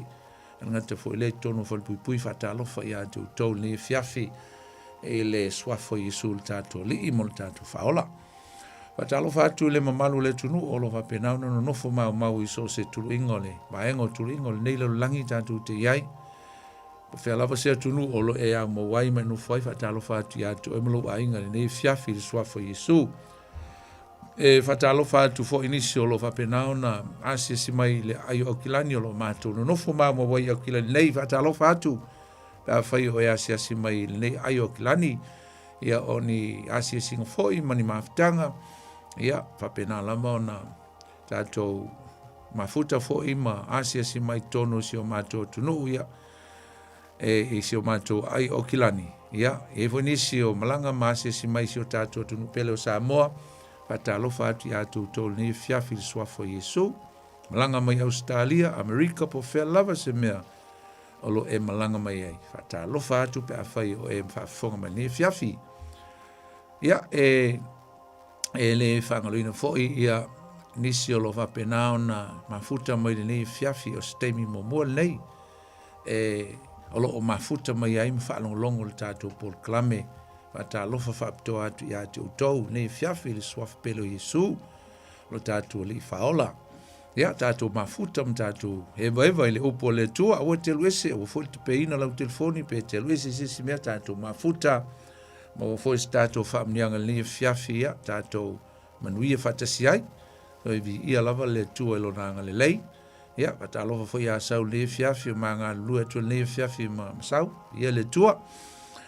Ia, o le foi fiafi ala tātou o sau lava le upo le tua, tātou te whaalongolongo le upo le tua. E le fiafi, ia, e fo le whaamoemoe, ia, salo lava asfou, ia, la tau mwhai lava live mai tātou Paul Klame mai Samoa, malanga foi Samoa. Ia, se pea ma le lua ia songo fua le ato ese ai. Ia, tālu si alava ia maufu isawa noa i le asongo fua i tu atu. Ia, pea te tai atu e le tuolo tātou soifua, le tau soifua maso mātou ola. E le asongo fua la asau nei. E le vaso fau, ia, tau mwhai lava e se malosi mas tau mwhai i mwhai ona lai mali tātou Paul Klame mai Samoa. Ia le ngata foi lea, ia le vaso i ona tu atu. Ia le ate mwhai, a whai a le whalongo mai il tātou Paul Klame, ia lo no winga. Ia le a longo mai lava saul tu lango le a ia il tātou whamoe moe, ia malanga voi ma le ainga. Whai fusina malo longa o taimi foi o holidays a whanau mai a onga. So ia lava le tua, ia maa sesi foi ainga, ia manai whale belawe la iti foi. So e tarusia ia, te tai e tuelu tātou tō soifua ma so tātou ola ma le mātou ola. Ia uri atu e ia le wha moe moe. Ia mai se lava le vai asfau, so ia le tua. Ia whaftai, o loo maua pēr i tātou le manuia, me se fōi longa tu tonu o le tausanga lo tātou, se e fōi tātou wholaunga, me se lava i mātou nei New Zealand le malulu. Ia, te titi fōi, ma vai atu le malulu la tau ia, le ua mo mali atu fōi uni, ia la tātou la atu, e ni nā yaso, o i le lumana i o nei fōi vai yaso, e le masina fōu, masina leo i ulai, ia e whaftai atu tō o lo o whapenao na i Samoa, e le ngata fōi leo nisi atu nu o lo maua le mawhana whana, ia o mātou ni New Zealand, ia o whai au si e malosi o le malulu, ia manai ti munga, ia a o le whio lolo mai ni yaso, ia ai tarusia, ia lo te whalonga atu i talo le tau, ia whai asi malulu o le pōle nei, pe lima ia le maulunga o le degree o le pōle nei, ringa whesina malulu, so e whai leila ei ma, waili afu ma le palankeke, sa auni mo le malulu, ia le neiva yaso, ia le tua. Ia tātou programe nei fiafi. Sa lo le tele o le taimi, sa tātou tala noa i le vaenga mua o le toe fio mai o Yesu. Le tātou te vaenga lea, o le tātou mta upu o le toe fio mai whaalua o Yesu. Le o tele taimi o tātou tala noa i le vaenga mua. Vaenga mua o le vaenga leo le si tianga po le fio mai o Yesu, e avena nei ka le sia. A le vaenga lo na lua leo la tātou whata waine le fiafi nei o le toe fio whaalua mai o Yesu. E whatulo na malo, the second coming of Christ to establish his kingdom. Ia, ma ua, mon tātou tā ua nisi o vaenga tā, ua lava. O mea ese ai mea i e lua. Le fio mai o Yesu, si tianga ma le fio mai o Yesu. E whatulo na malo. O le si mea e se le tā ua i tātou te fia silingi ele am tanga o le tātou mta upu. Po tātou lo le taimi. Pe wai lo le taimi e tupu ai le fio mai leo Yesu le e fio mai ma tau nuu mai. Ia, o le isi le se senga sa tātou tala noa i le nai vai aso o mawai atu. O le se senga lea, o le taimi. O le se senga o le taimi o si tianga, ma le taimi o le whatu o le malo. E pi fōlinga mai na mauti noa le tātou mta upu le tala noa, na mauti noa le taimi o le si tianga. Amine ele i mauti noa le taimi o le si tianga whasa o atu. Ele i mauti noa, ele o mauti noa mai le fionga pa ia le tua. Le taimi e tupu ai le si tianga. Le fio mua mai leo Yesu e ngata o ia e le vane minimo, iao.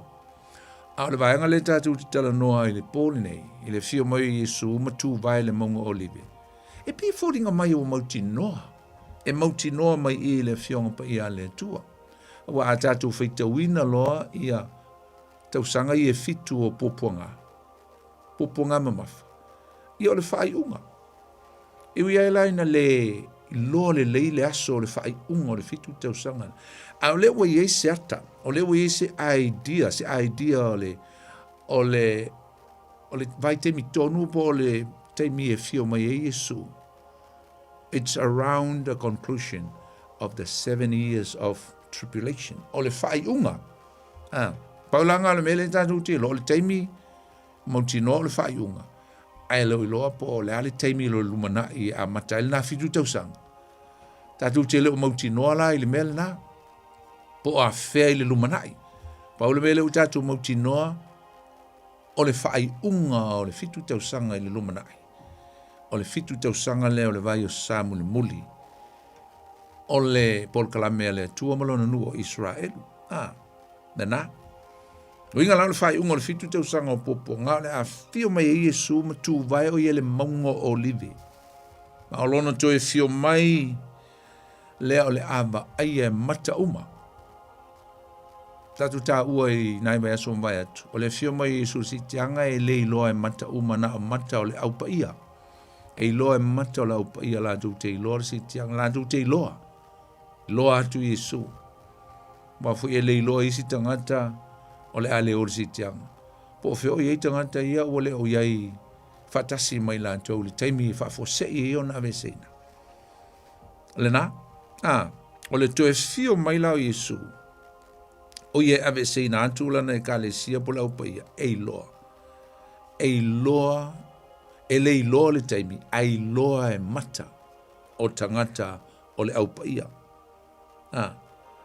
O le toe fio mai o Yesu. Ilona fio wha alua mai. E fio mai le o ia e whaile wha amasinonga ma lo. E wha umatia le antikeriso ma na vaenga au.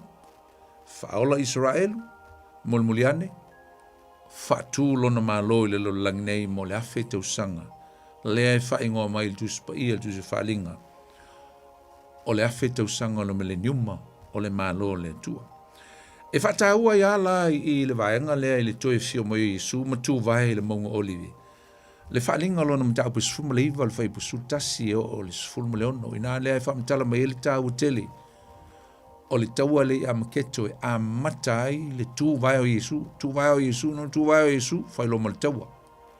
E wha pelo na whai tauina mai le tusi a whalinga o lona mtau pe sfulu ma le iwa. Whai po sumatasi. Nā ulo atu le langi wa manoa wha utu fo i o sol fanua sina. O le ti ai fo i ua ingoa o ia o le wha maoni ma le moni. O le ami o tonu fo i na te wha msino. Ai matau ai le taua. Taua le amaketo. E pei o le mumu o le afi o na fafonga. O ilo nao fo i le paleli e teli. O ia te ia le swafa o tusia e lei loa e se tasi wa na o ia lava. Wa ofu o ia le ofu. Wa fufui le toto o le fasu. Wa fasu wa faina o ia o le laukou o le atua.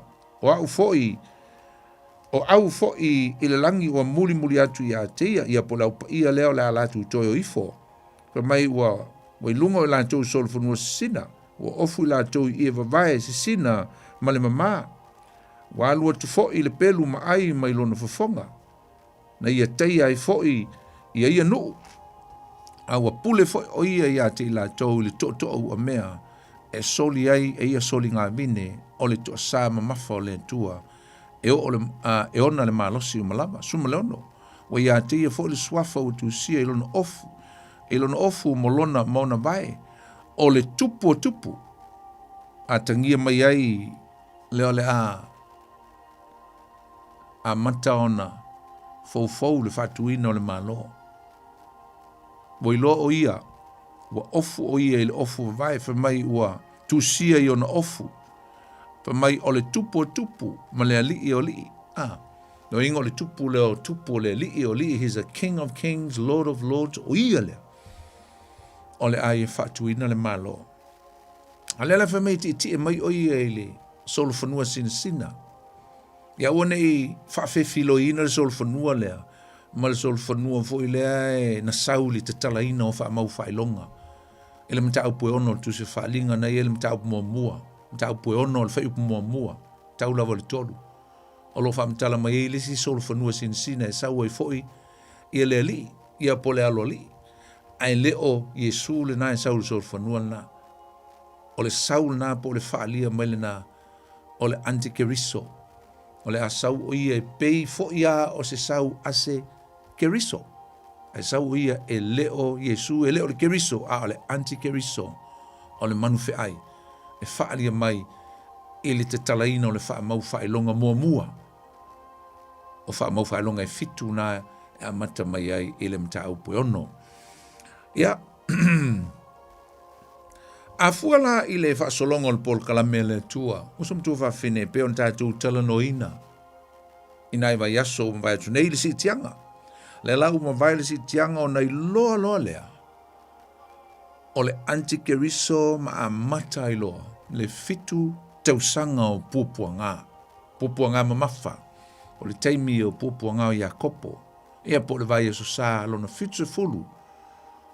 O pol kalame le tua. Mo lona nu. O se teimi i le amatanga o le afa muli o le fitu tausanga o le atupu ai. Ia le taua. O le taua e taua o le taua a koku ma koku. E le amatanga o le afa lona lua. Lo ringa o le amatanga o le tolu ma le afa tausanga muli. O le fitu tausanga. A le afa muli po le tolu ma le afa muli. E amata i le taua le taua e amaketo. Le ta ua mal tu spa ia. Alam ta upo su fitu fa mai o mai ei lunga. E o mai ei malo mai matu. Lono winga o malo umai matu. O isi fili o Israelu. Lucia. Fa popo tia i ma Iran. Fa popo e i matu. Nu uma lo ilunga le pito ilunga o Israelu. E o ifo ila tu e o sufai. Ia le nu o le tua. E tatalai mai lo aile pe pelo le. Whengainga lea o le a. Whaia i tu tonu po le amatanga o le fitu tau sanga leo popo ngā. Ai si tātou ba aila i le lisi lea tātou whaalawina i le lua vai asu taluai o le lisi lea. O mea o le a whaia Jesu pe a toi a fio mai le teimi lea toi a fio mai ei matu vai. Ia po le vaenga lona lua lona toi a fio mai. Le fio mai o iama tau nuu mai i le lau ele. Po le lo langi le nei. Matu vai o ia le tumutumu o le maunga o live. Wa umala no fa tau nuina le me tasi o le tatou lisi le lau toi fa la wina tua. E ono mea. Uma no fa tau nuina le me tasi. Ai le it fa tau nuina ia mea e lima. Nzalo lisi me tasi e ono iai.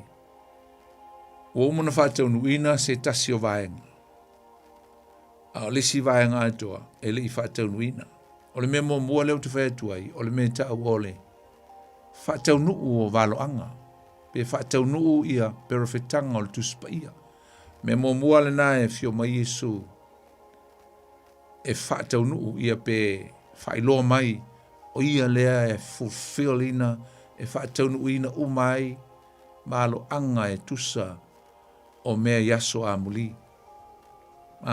Mea mua le na. Melo na lua.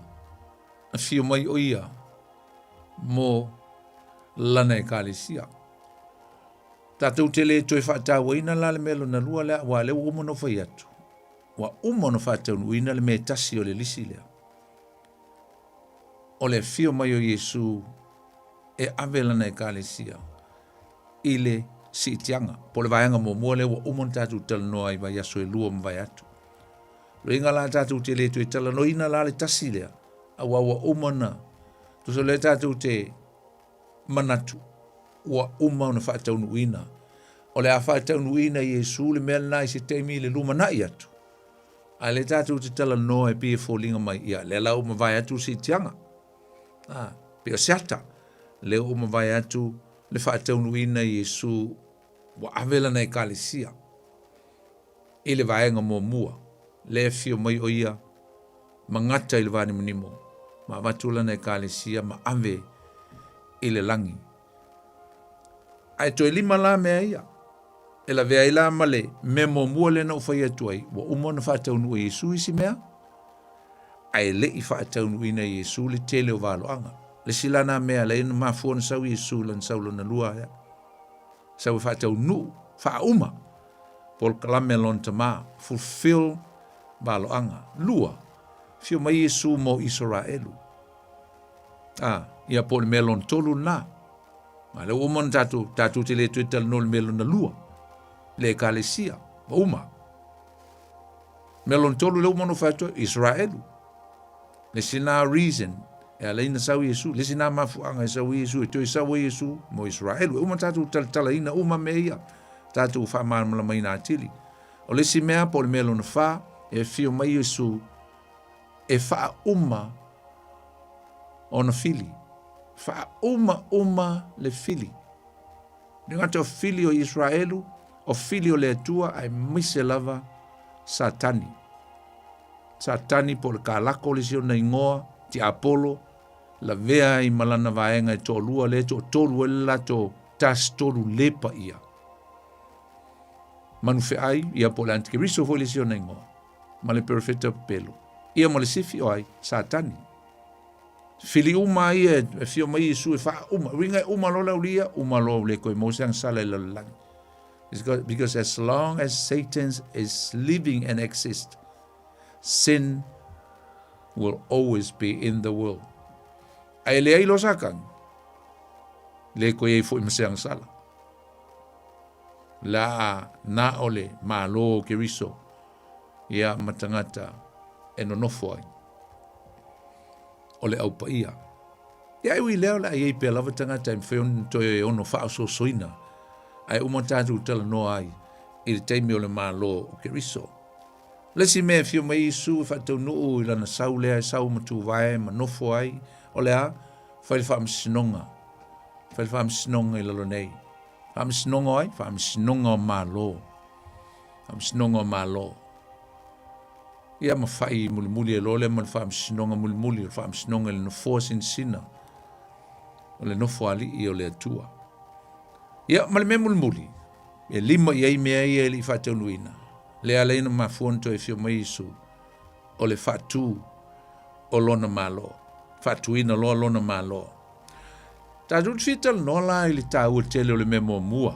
O le memo mua. Whatau nu valo anga. Jesus will come back to fulfill all the prophecies.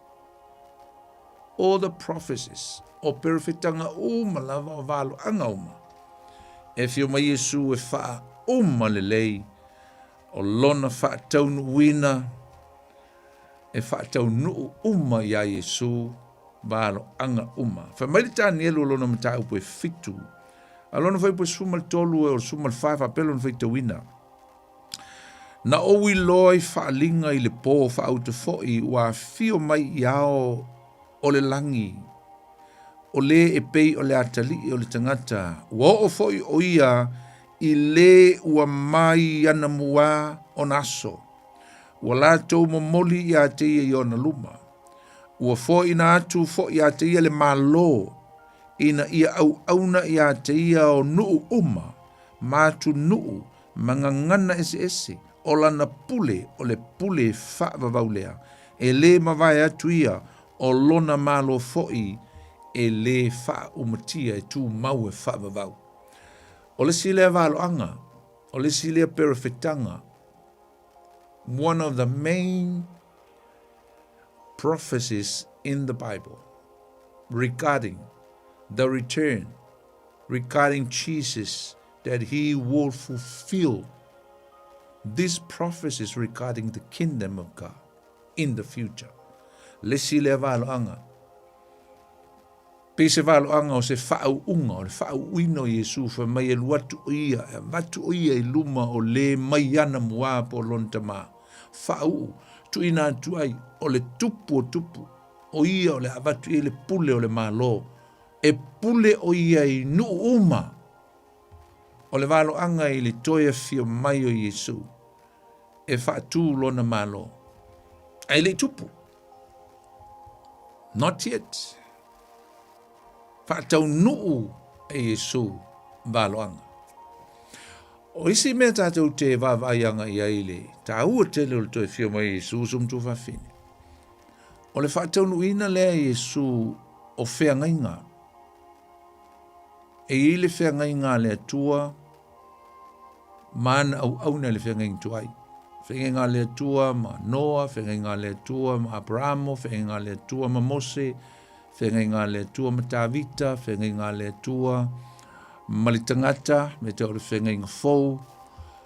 Ai, e lua whengainga i tono le tuspaia. E lei whaataunuina, wa nā ni nai vaenga wa umana whaataunuina, leisi whengainga. O le whengainga ai? O le whengainga lea tua ma Abramo. O le whengainga lea tua ma Abramo, it's a partial fulfillment, already been fulfilled in just a part, just a portion. Wa ngā sina vaenga, wa umana whaataunuina e Yesu. O le almea wa umana whaataunuina e Yesu o le whengainga lea tua ma Abramo. O Yesu o ia lea o le tama e tupunga mai a Abramo. Jesus was a seed, o le fua, po le fatu, po le tangata, o le tupunga mai o ia o le fatu, o le tupuanga lea, o le manuia, e sau mai a Abramo. Nai le kaltia o lona mata upo tolu, a lona fai upu tolu mta upu tolu alona fai upu e sfulu male ono o le upu fapea o fetalai mai foi fol falanga ya Abramo maso o lana whanau e le I fapea mai o le whanau pe to tele ai pese I to tele ai fe mai ya ai na o le to tasi ai to tasi o so o lau whanau Abramo lo inga to tasi ana fe mai fai ungol fai upuna sumal fitu o ke riso lavalea e mataulia fo ile seed lea po le tama lea na valo ia le tusia ke nese lona matau pe tolu a lona fai upo suma le lima fa mai o lau tama o lana tama o upo le tua le fai asa tani fai ngolon fam snonga o lana tama na te tui momomoina lo ulu a le fata tau ia Yesu le valo anga wa umalana whaatau nua Yesu I lunga o Kalvaria, I lunga o le Satauro, o ia o le tama, lena sawa mai le wha o le tanga. Dana, o le si vaenga o umana whaatau nua Yesu o le valo anga lea, o I po le whenga inga lea le tua ma Abraham. O wha manuianga mo nu uma, me le kene se mtau pa suma le lua. Te alol whaamanuianga le tau tala I le tua I Abraham, fa mai e whai oe ma whaamanuianga monu uma. I o tele a o tangata ea o ina whapea o Abraham lava, o ia lea o le whaamanuianga. Yes, e moni, Abraham. A e tātou te le e o maua mai, tu sa o mai lava ia Abraham o se whaamanuianga lea. No. Mo lewa ngoki Abraham o tātou tele I maua mai se whaamnianga. A o Yesu, o ia lea na ia whaataunu uina le whaam, lea, le whea ngainga lea po le whaamnianga lea le tua ia Abraham. E whai oe ma whaamnianga. Ai te loa, o le tau tala I le tala le lei. It speaks of the gospel, the good news. O le tala le lei ia Yesu Keriso e whai lea ma whaamnuianga mo le lalolangi. Na. Wa so o le lalolangi le tala le lei. Ia pe toe fo ina a so o le lalolangi le tala le lei. A o le whaamnuianga na a Abrahamo. Ai o Yesu na ia whaataunuina. Jesus fulfill that global blessings of Abraham for us, mogako. O Yesu na sawe mai le tala lei. Mai whawhea. E le ngata na sawe mai le tala lei o le malo. A na sau avelo na soifua maliu. Whatau nuu. Lea, le whaamunianga. Aisa. O ngā ue manguia o lewa o manguia. Ilea, I le wha o le tanga mai le seed, mai le tama lea. A fo le no fo I atu an le na valo ia I le kenese tolu o lon fo po suma lim. O le fatu lena, po le tama lena. Na puna mai Abraham. Na mafua mai Abraham. Sawa o Abraham mo al tangata na mua. Piki mai ele tua mai nuesi. Whanau mai loa leo tangata mai a Abraham. Tau mai lava ia Yesu. Le tama lea. Le seed lea. Tama lea. Tama lea. Tama o le folfolanga. Tama na te mai ele ola. Tama na te mai ele manuia. O nai vaenga lana. Wa uman whatau nui na Yesu. So Jesus already fulfilled partially na sina vaenga. Ai te loa. Masalo po le ono sfuluanga I le ono 5% o le whengainga lea Abrahamo ma lea tua. Lea e toe return, toe foi mai Yesu, toe fio mai Yesu. E whaatau nu. Te lei o le mea toe tupu le lumana. O lea. E le si vai ngol whenginga le tua ma Abrahamo e tau le whaingoina o le Palestina o le whenginga wha Palestina. O le whenginga wha Palestina e wha tau angai i le lau ele le nuu tafe le suasusu ma le meli na ave ya Abrahamo. Lau ele lava o Israel mea umana ave le tua ya Abraham. Tango ale tua e toi au mai lau ele langa o lau ele o le forflanga. O lau ele na tauto ai le tua ya Abraham o te avatu ya toi. Lai kumu ai le au Mosalemi, lai kumu ai tangata fo le unu ese. Na fo I ma le mafuanga nga o le atupu o le taua le I amaketo. E mafua mai o le sa ili o le pule lea. Me whanga le o ma ke mingi le tutupu e ataua I tutonu I nuu ia. Tua oi o Israelu ma nuu I sasae tu tonu. Na Middle East aisa o lau ele. Me whala ngai aggressive ia e tau malo si Israel aisa. La tau te iloa o le whengainga. O le whengainga o le lau ele lea. O le lau ele belongs to the Israelites. E o mo I lātou. E toi a fio mai la Yesu. Na te whataunu ina le whengainga lea. O le whengainga wha Palestina. E whataunu ai le wha poto ina. Wa le sila vaenga lo na lua leo te whaetuai. E wha ato ai le meka o le regathering. To complete the completion of the regathering. Kei mingi o lai tupu le mea na e tau o le wha poto. Wha poto o le nuu. Toi foi vea, toi foi I Palestina, toi foi I ona lau ele. E ise tasi o students o lau senga leo te whaia o ngai na whailana sili na tamai neia. Mai whaimana molea lau sunga le whaia o. Te fia maram lama. Pe aise ala mai whai ngoa ia lau ele ia. E o mai lava le teimingi. E o whaila le matu mta upuntala no.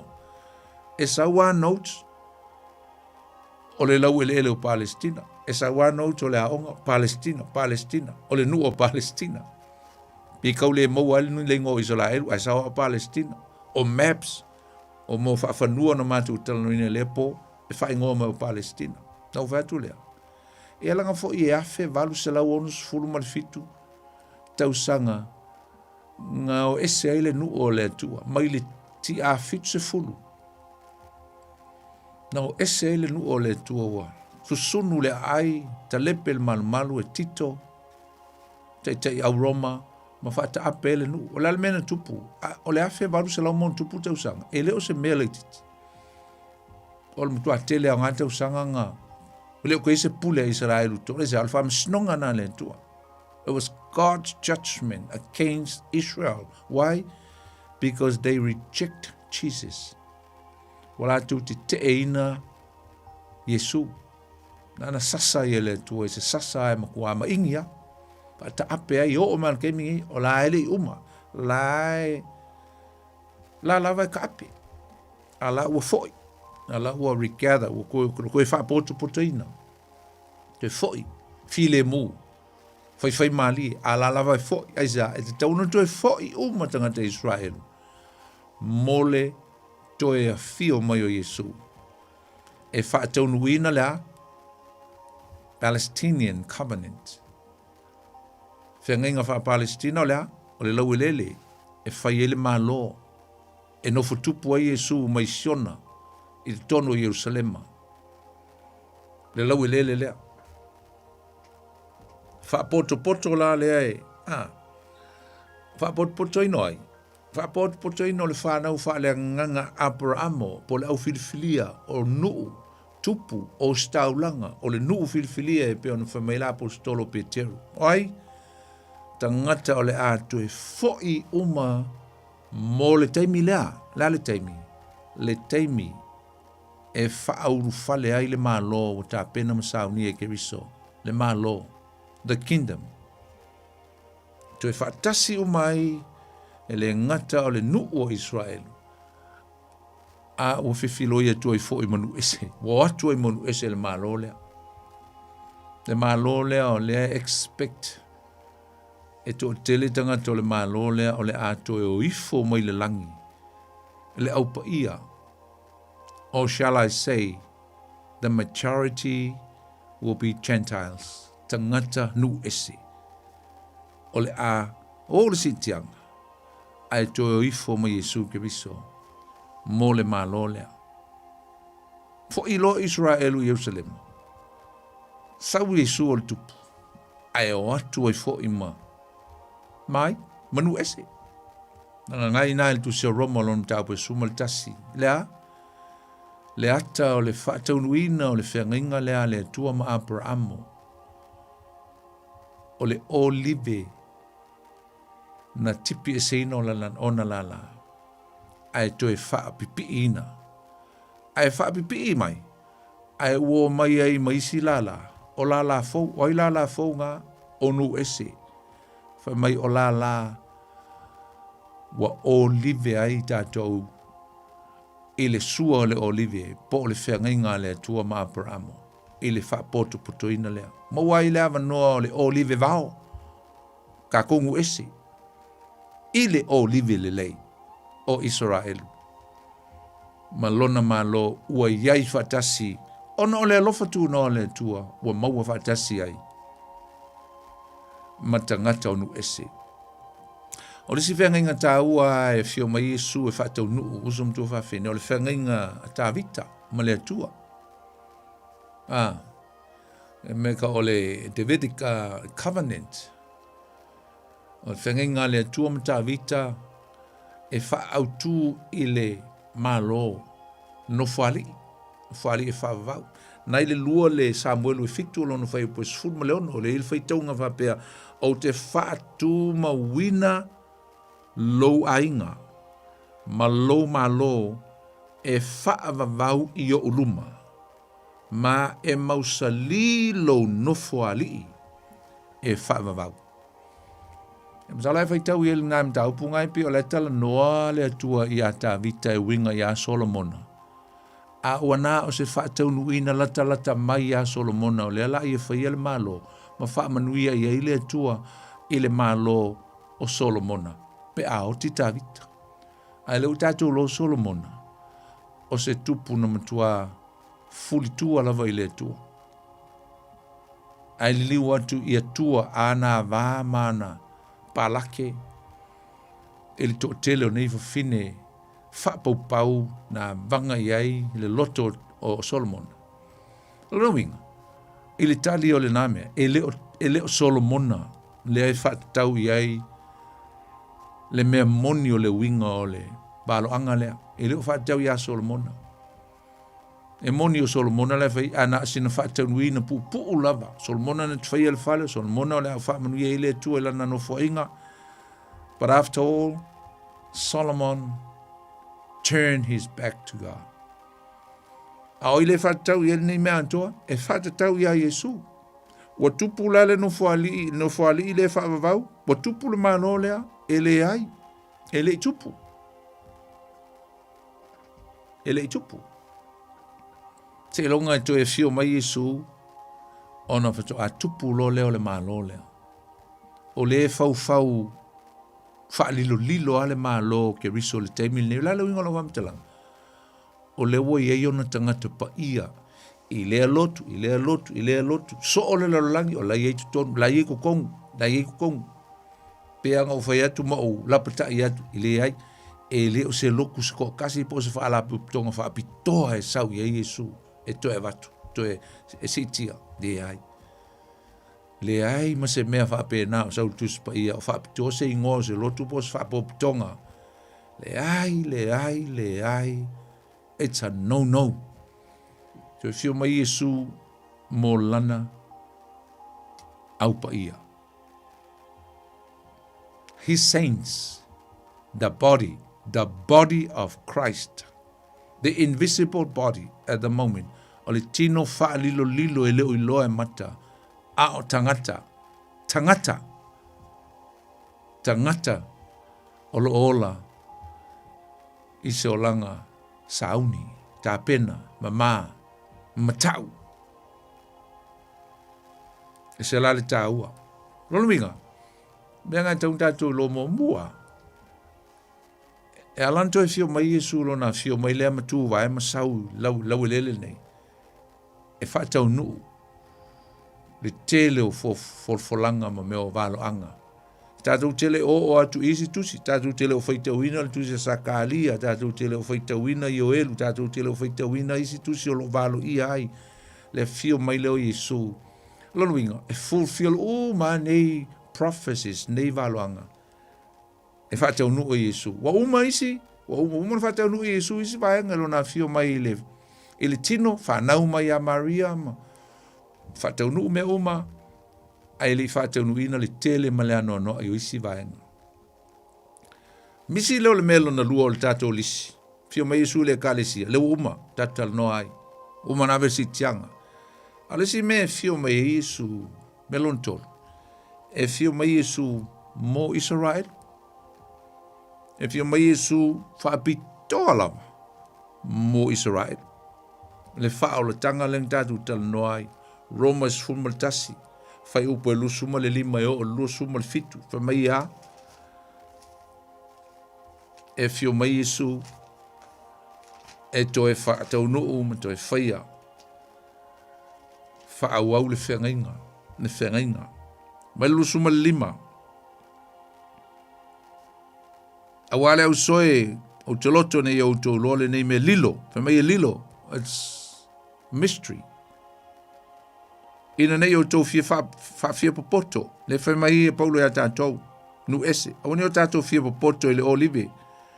Le olive le wasala e seinga, au kako ke amui, au kako ke ula ia ele. Mele i elfa msinonga le tuelo no awa. Mai ua faa maa aina loto isi Israelu se ia oo. Ina ulu fale mai le ato o tonu ese. Kai mingi o kakou la. Ulu fale tu tonu o le alofa tu noa. So awangi misi e tātou teimi le neilanga ele teimi e umai le alofa tu noa Yesu o le atua. Pa e le pū o le si tianga umaloa. No more grace. Mai lusuma lono. Ona faa o laina leo Israelu. Faa longo upuia. Ona faa o laina leo Israelu. Faa o laina fea. Ile lumana ipe a joe fio mai Yesu. Mai awala kako fia poto. Au tatu faa maulunga ya Israelu. Te talo mo Israelu. Au kako kuskusi lima yai. Alanga fo ile ngu ue. Alanga fo ile ngu ue. Faa longa kama leanga. Ewa asu ese ngu. Asu e andanga te silionga. Tuka kaunga mkwa te umukua sasa ele tu mkwa kinga ia e wira ia le wala va ele sasa ngai ngaka Israel wasia asu intanga ta sa te umukua kele le manguia la ko ke mau pe ana la tu talia file mu Yesu ilona fio mai o iol Mesia o yo la tupu. Asa un ponga ele manga skupu fanga umus falpovi. Ele manga miese Mesia la ko ela yo la tu manatu sau mai kuapa. Manga miese Mesia malosi. Te Mesia saulo na pao malona mtau tia saulo alu. Claim le maloi. I malosi nga ye yo i taimin sau Yesu pe o Roma.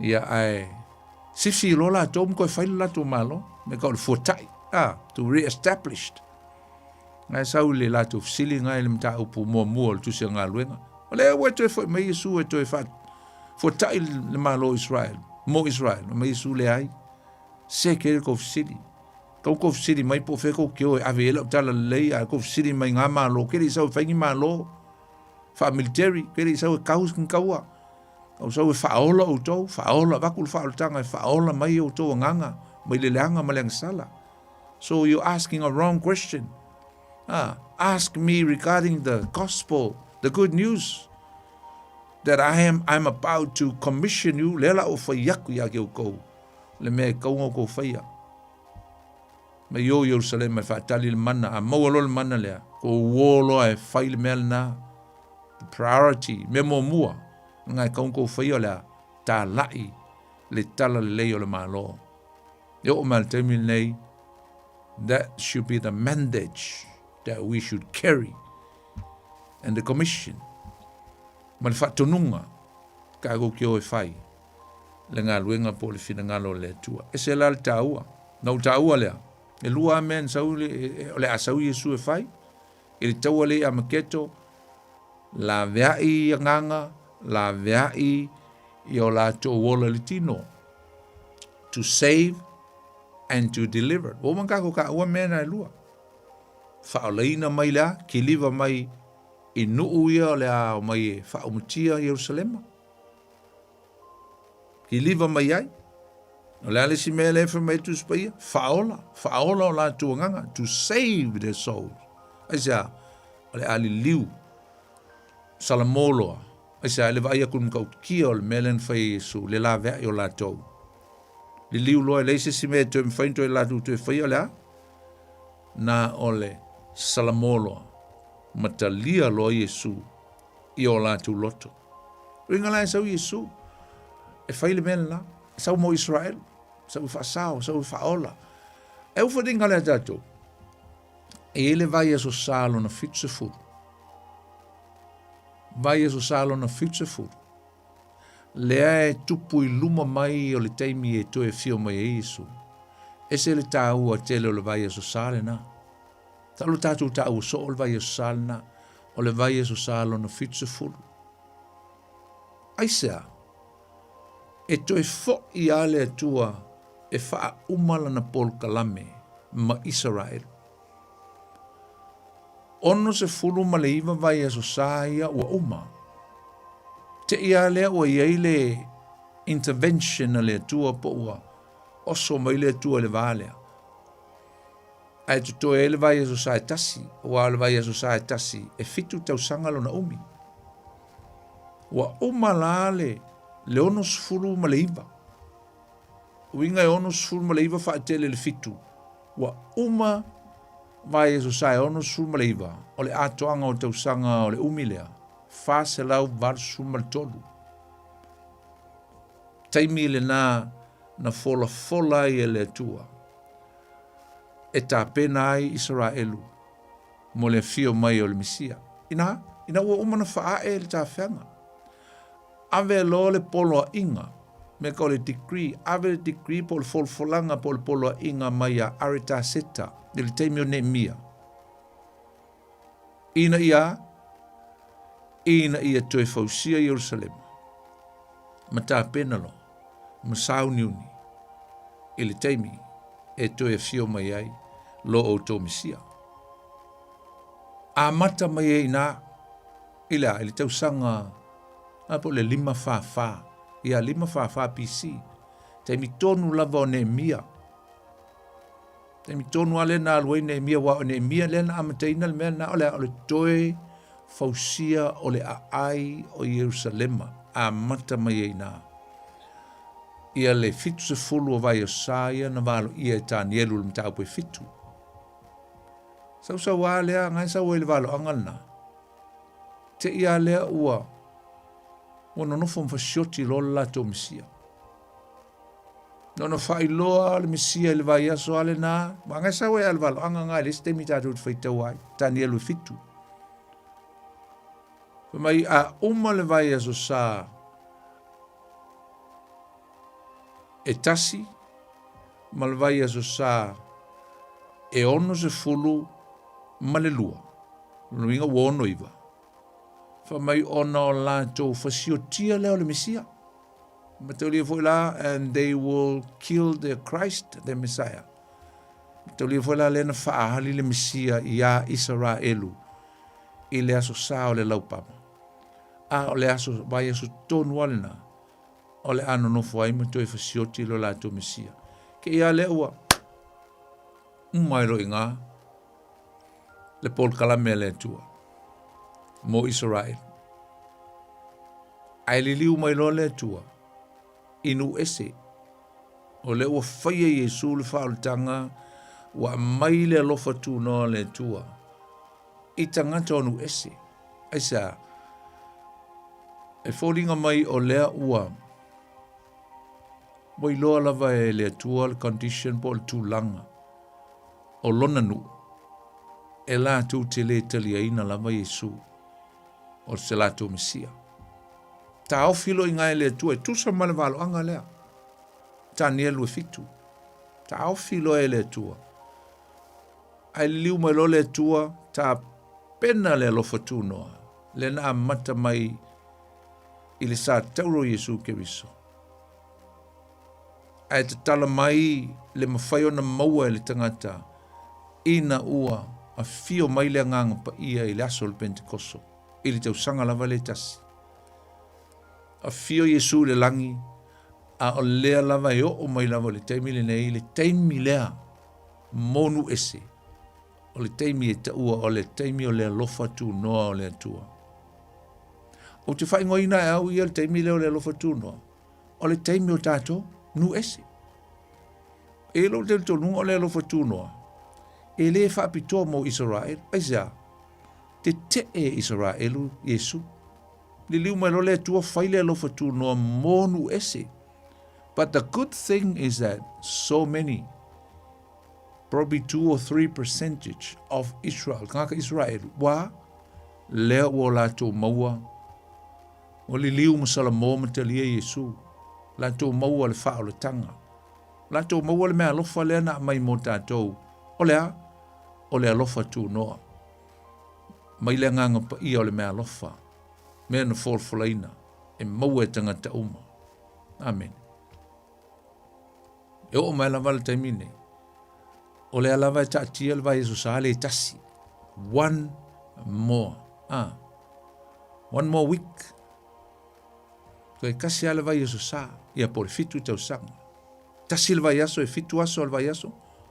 A le ngana faa. Balo anga ele. Tusa mal por kalame ele tua mo Israelu. E fitu tau sanga. Dela o uma le ono iwa po. O uma le faa se lau varsu uma le tolu tau sanga. A o le a so tolu fitu tau sanga lea. Ngai ai, ia, pe siri lo. Mai lea foi, lau tango ia e, fai tau atu. Mana ia le. Ka fai kau e foi le skeru lea. Skeru le fitu. Mai ele vai a sanga e kasi. Na e fai mai le.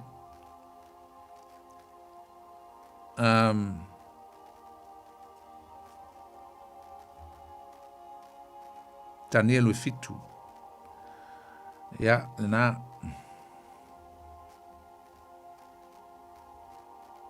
Lusu marfa.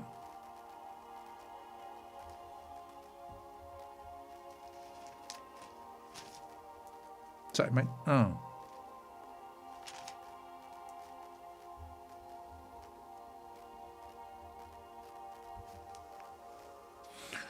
Ole Tanielu iva.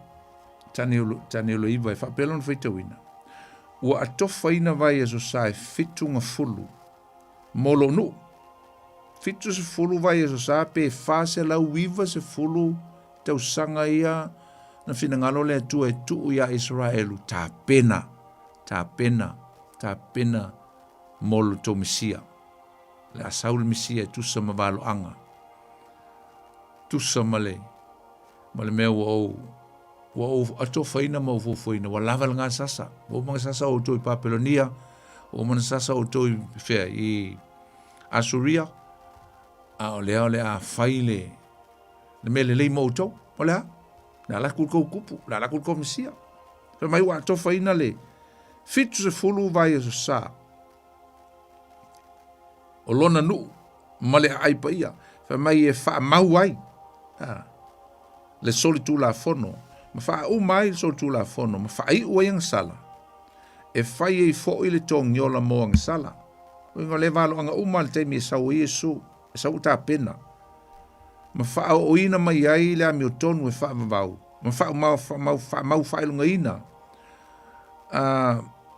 Fa mau fa ilunga ina, fo ile fa linga ma le valo anga. E fa o ina e fo ile mea e sili ona pa ia. Ia eiloa foi ma e mana tunatu. E a fua mai leo o atu o le polo a inga lena o whai tuane. Ko le foi e wha polo inga. Ia e kala ese ia tangata. Meisi o le polo inga Kuresa. Ia wha maisi o le polo inga Tariu. Ia whamai se o le polo inga areta seta mua. Ai ero tai tonu. O le polo inga a areta seta lo na lua, le teimio ne mia. Tau sanga e 5 pisi. Le el polo inga le amata tonu ia, le fasa lau iwa sul tau sanga lea. Mena ia e iloa mai na tu e afua mai leo atu o le polo inga. Ia tu e whaia, ma ia tu e ati na e Yerusalema e o atu i le Misia. Fasa lau iwa sul tau sanga le vālea. E o atu le Misia le li. Te mai e fitu vai e sosa, ma vai e sosa e ono nga fulu ma le lua. No inga aku whakasi wongo iwa. Aku whakasi lai kausanga o fase lau warutonu. Whalongo. Ma vai e sosa e ono nga fulu ma le lua. E to e whai ai le ala tele ma le pā i ona pō lava o pōpuanga. A ma vai e sosa e ono nga fulu ma le lua. Whapopo e ma le fitu, o i ma le tasi. Whapopo e ma le tasi le tau mua mai. Lo inga ono lua ma le tasi. Wa. Ono lua ma le tasi. Wa. E ono lua ma le fitu. Ono lua ma le fitu. Fitu vai o sa ringa e wha iwa. Ia ma le wha se lau tolu su ma le wha. Pea wha tele le fitu. Moe lo tau sanga e wha se lau varu su ma le tolu. Whamai lea. A uma tau sanga ia. Whamai ona whasiotia i leo le Misia. Ai le aise mea o ia te ia. O le nuu fo i o le alii, ia po le manufe ai, le teimi o le manufe ai. O le a maliu mai. La tau te wha umatia le ai, ma le malu, o lona i unga fo i. Ua se tā whianga. Ua tuu i le pule e wha tāfuna ina i o i le unga o le taua. Bai ngana i luma o lo wha tau melensa oi tito, ia ma wha umatia i Yerusalema, i le ti a fitu se fulu. Whamaila ia lea. O lona i unga. Le unga o le mea nao le a whai tito. O le tā whianga. Le ngaka ape elenu o le tua le laulangi. Ua tuu i le pule i a whaatafuna ina e o i le unga o le taua. Na te whalongo lai i mea ia. Na te whaatu mawina foi lana whea ngainga i le mali tangata. Ma tangata e toa tele i le vai aso saetasi tautala i a Israel.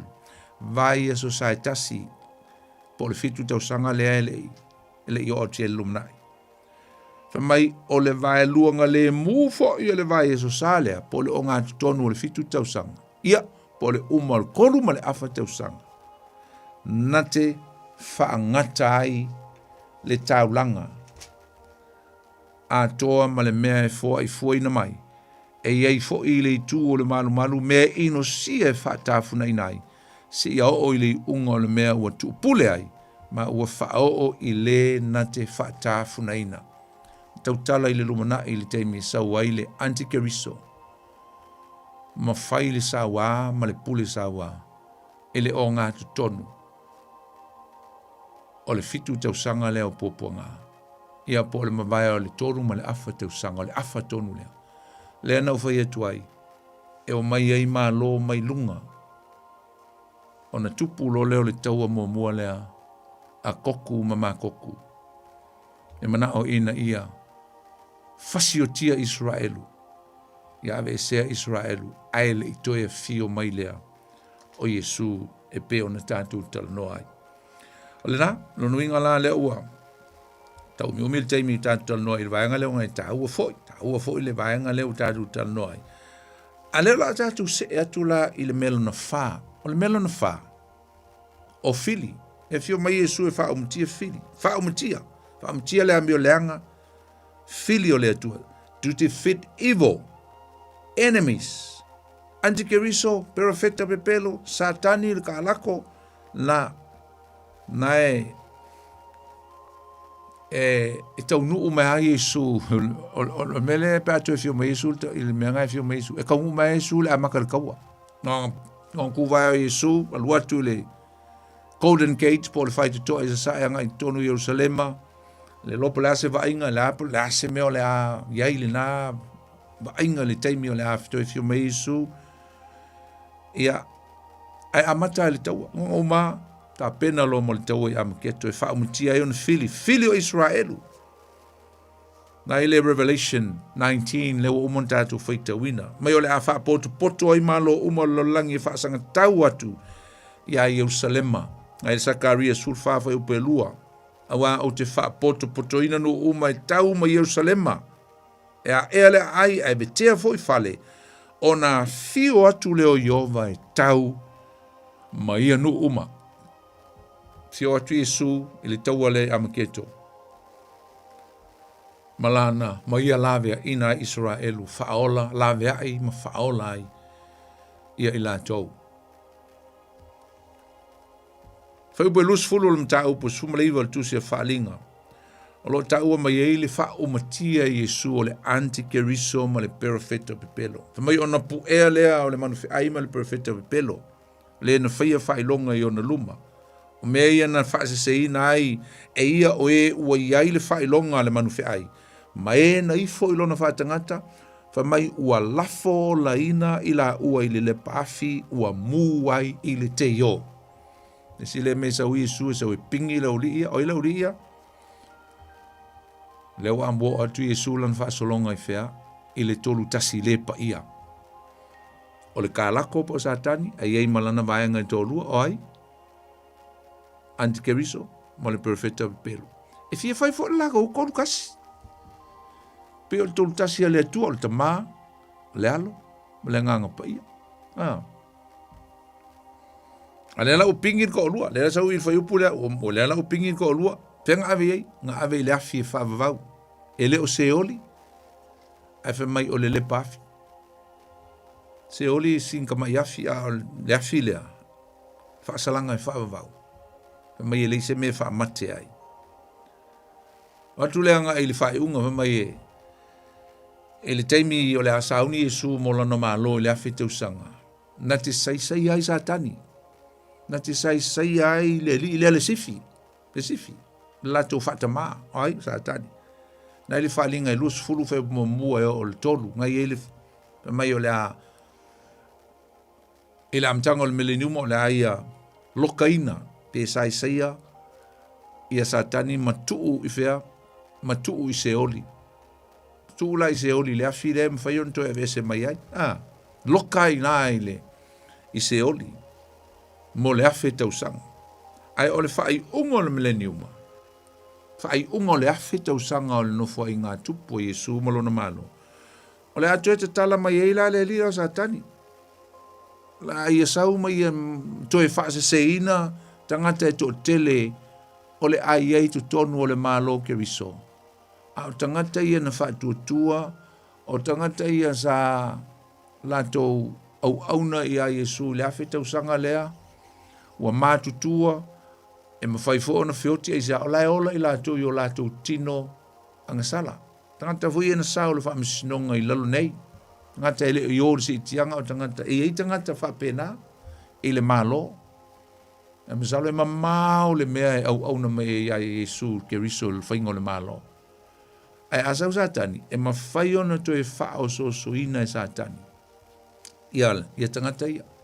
E le mawhai ona to e whao so ina e satani, tangata ia na oile, si tianga, le aupa ia. Aisa, la ua ia o lato glorified body, ua ia o lato whale apitanga whale langi. Le mawhai ona to e whao so ina. Tangata ia na sao le malo, le whaamsinonga o malo i lalo nei. E ulu whale lava mo lato tino angasala. Mo lato wamanoa. Amina tino ia mwhauntu e whaaso soina. No inga lau whapa ia ina, le ua, mau le avano e o i tonon malo. Ai koe kakala manisifi le whae unga le awhi tausanga. Nai whai mailtus pa ia wha mai e sau o ia, ma to e whaaso soina. Nai le whaalinga e lus fulu, whai upo e fitu e o leiva. To e whai eila na au, malana ami, to e whaasanga tau, tau a muli muli lea, to e whaasanga tau tasi lava ia Yesu. Ai nai ta ua. Ele fai ngata ya Yesu le taua lea. Fa umatia Yesu le vaenga lea. La le me tupu ya satani. Fa umatia loa Yesu satani po le sifi lea. Ti Apollo kalako po le alava le ingoa e tatu te fai ngoi nai. Wa maua le unga le li lea. Nala e sawe ina le fai upu na. Fa mai ona lafo ina lea Yesu o le sifi lea. Ifea? I le mea o le iai le si tō lua le na la fo momo iai. Ngai tu spai, ngai fai tau mei. Fai tau iai ngai. E mua mua la pingi la tō sifi. A le la whasanga Yesu, whasanga le atua, malona atali o Yesu. E whai le whaamisinonga muli o I lātou uma o e na ola I la mio leang. I lātou uma o e na toe tutu le whaasala. I lātou uma o e na toe tutu le toe tu lona lua. Toe tu le whaasala. Mare tu se whaalinga lus fulu whai o pusu tasi o suma le lima. Moso teimi whai tau. Whaamisinonga muli le lumo le no whaali sin sina o le atua. E whai ele whaamisinonga I lātou. Whameo le aso su ele tu si o le ola. Mamaua e leo iai ngoa o tangata ne il tusi o leola. Whamai lea, o na lafo ina ai leo I lātou. I whea, o na lafo ina ai leo I lātou. I le lepa afi e whaavavau.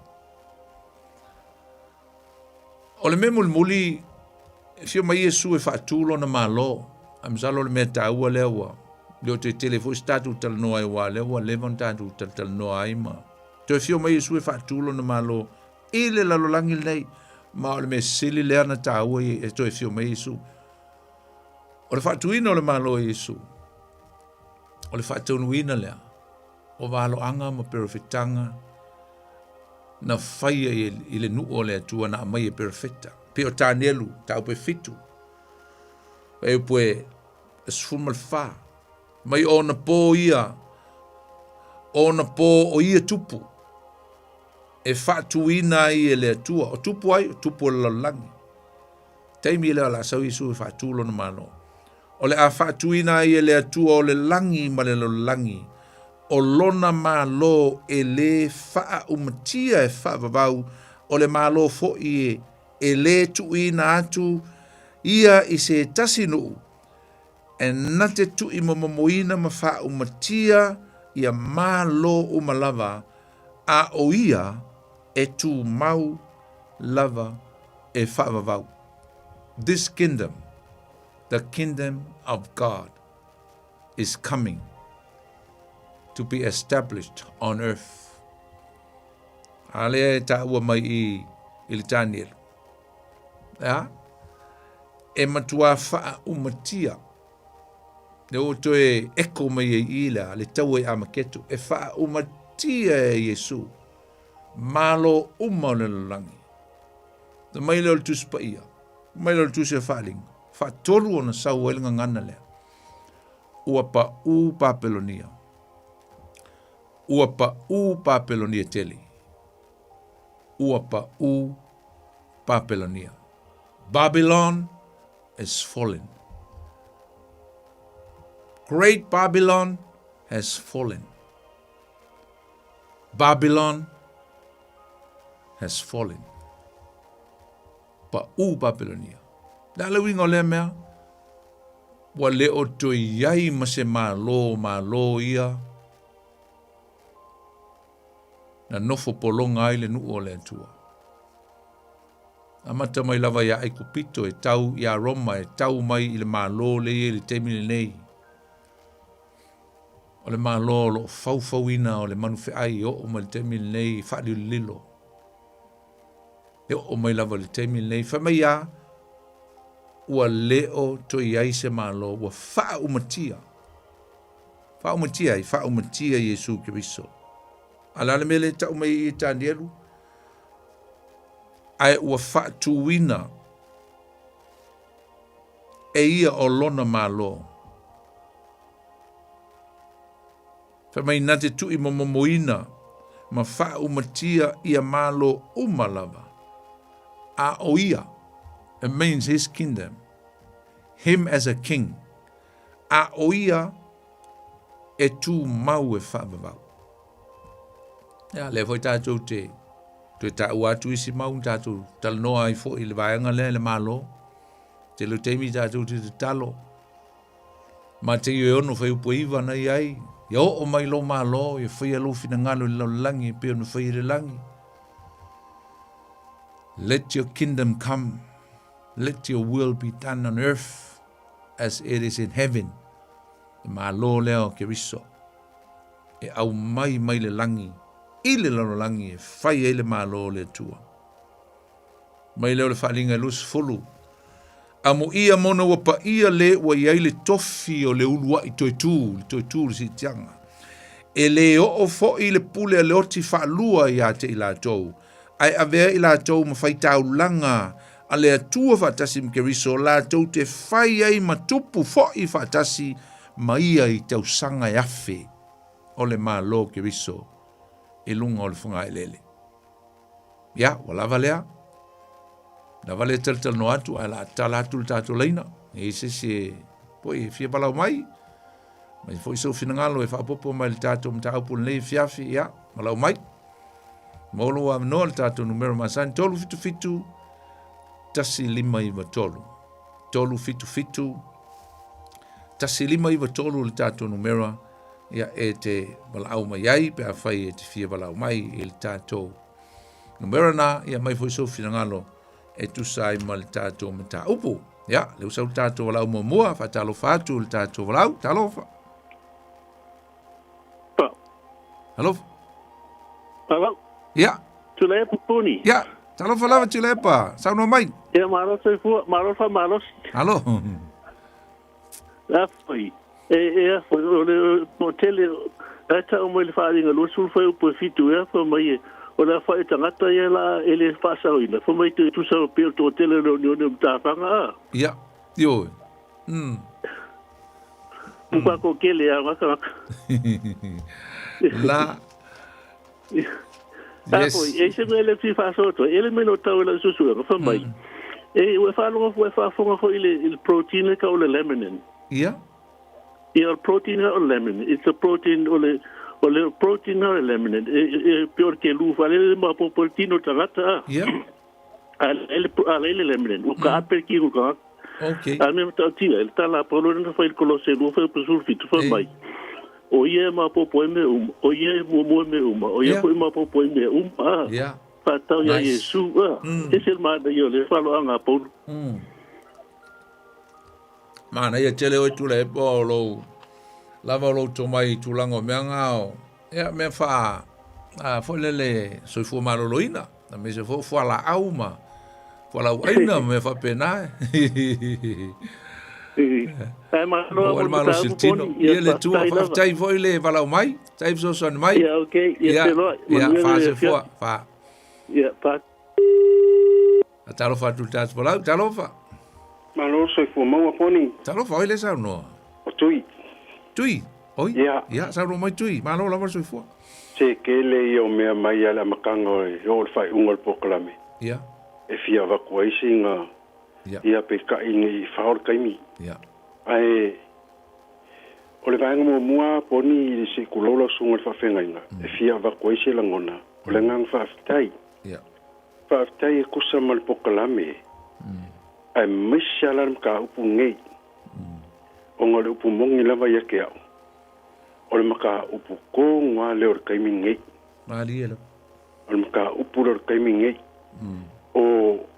o ngisi lava va e ngole fionga le li o ke le fa pe o ke fa le ngai ia o me o manga upu ya a o le mele wa mai le pokalame o le maka upu o le ka ko ke ka pe ngai ai yes o me o le ka ko ke look forward ai maka ko saungi ai o le nga lo fia e fa longo le pokala so le vai ya so renga ke ngai le ngo fa longo ai wa maka nga me pokala mele ya se ye fo ya ngai fa la vela ver ki apolo ngai nga ka wo mai le fali wole o mai fa longo le pokala mele e wa me fa ngai ko fa longo ai pa me ko e su ele radio sa e i ole au kuwa ia male nga mo o le kai mi ole la sa mai ya pokala ia pe ole nga pe la ngai fia fi wo kuri ia fa kai ole ko mo ole nga ia pe pokala me ole me mongi a poni se mai ele makango le maka mo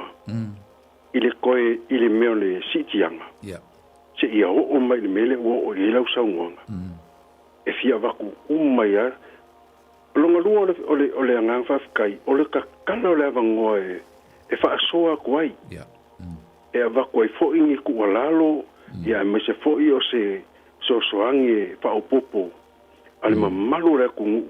I maka upu ia wala ngai le whapea umar ke le pokalame. O isi le ke le pokalame ia kaungu whapea ngā aku. Ia ele mga o mia whanga le pawal meo le mga o mia e. E wakungi whapsiri a kakala mai le komai. Ia ai le whapea ngā le kako pokalame e mga o mia le kualalo, mga o mia le pisosoangi. Ia e whapea ngā whodani ia fiafi. O le melea e o wakoi pongi se o le sikianga. E pe I o ngāle i ele kaimi a koa. E kukupu ai mea umaianga e sau ngoi ai. E peila o le koe fio mai o Yesu e ngofo kupu. E pe I wa ngala pe o ngā sau ngola usunga le fia vai a saha maa kulanga uma. O vai kausanga ma meo. E pe I e mo I ele o mangingo mai le ka umainga o le. Pe anang ufifi al maka upulanga. Inga ia aua. Inga ia mauki ngoa fo i le mamalu o kako akungu. O mea ia lelu mga i o kako saungi ai. Inga ia maliu ma. O mare wala awa le li ilgangaka. Awa ngai lore mele saungi e anga i ai. E whapengala o aula. E waenga ia. O le sikianga. E mongianga ku fesili so o Yesu o awhea e fuaka i ele malo. A o awhea ku kupu ai mea ia. Ele ka uma o ki mai ala Yesu a mea o le ale kausanga ma mea whapenga. Ai ngā pau arsa o ngangar ka ku whaola le pe ngā iei mei o kupu yaso ngai.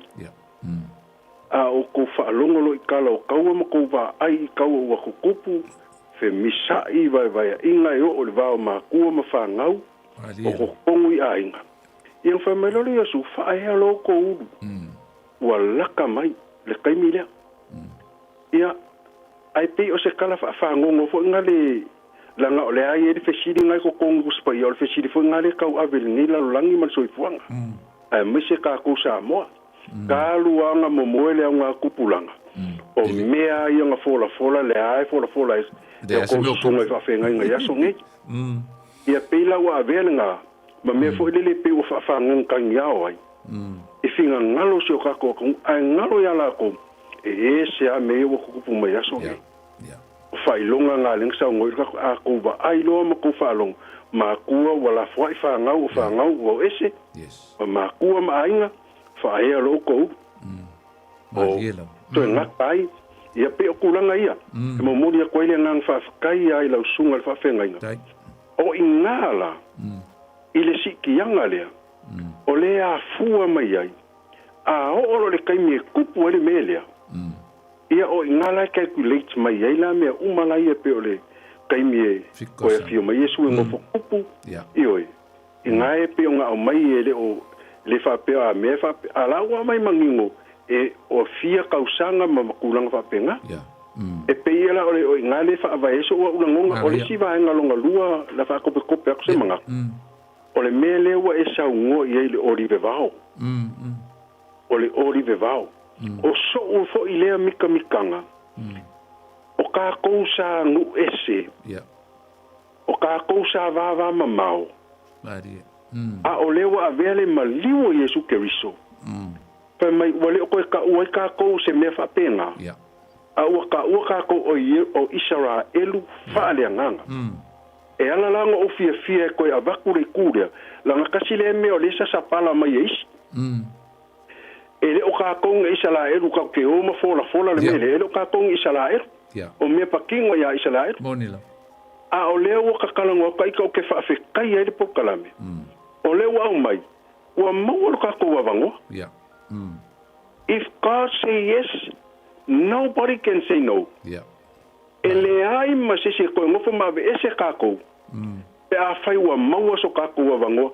O le ala le poko yaso ngi e whai mai e le o kako ngi Yerusalema ngi le o kako ngi Israelu. E once ua maua kako avango. Pa whekai leri. Ia peila o le ka penganga ngā moso se sa mo wafonga le kako pokalame poni. Ia se kulou lava o whai ngā mau sama kulanga. Ia ae whawhekai mo lunga pākia le kako pokalame. O le maka upu kōngua le o le kaimini ngei mo kako aku ngu I Samoa. Ai whawhekai mo le avangoa le ngia fiafi. Tail whaasoa mātango fie. Tail lava so ni mai fo ia. Whelo I lewa ia so manuia lava lo whātutui. Ia soifua ia. Ia soifua. Mana ia.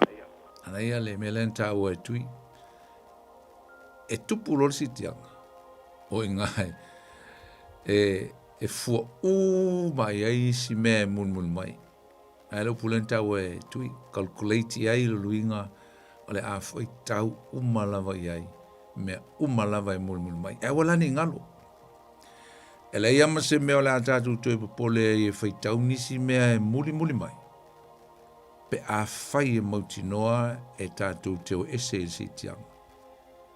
Le se si me tue pole tātou inisi me mulu mai. Tātou te le tue pole le fitau sanga, puponga, le tue pole le fio whalua mo Yesu aisa. Danga fo le la tātou o tātou teo mo Yesu. Tātou walau, tu atu lea manol tātou walau lea. Talofa. Alofa lava.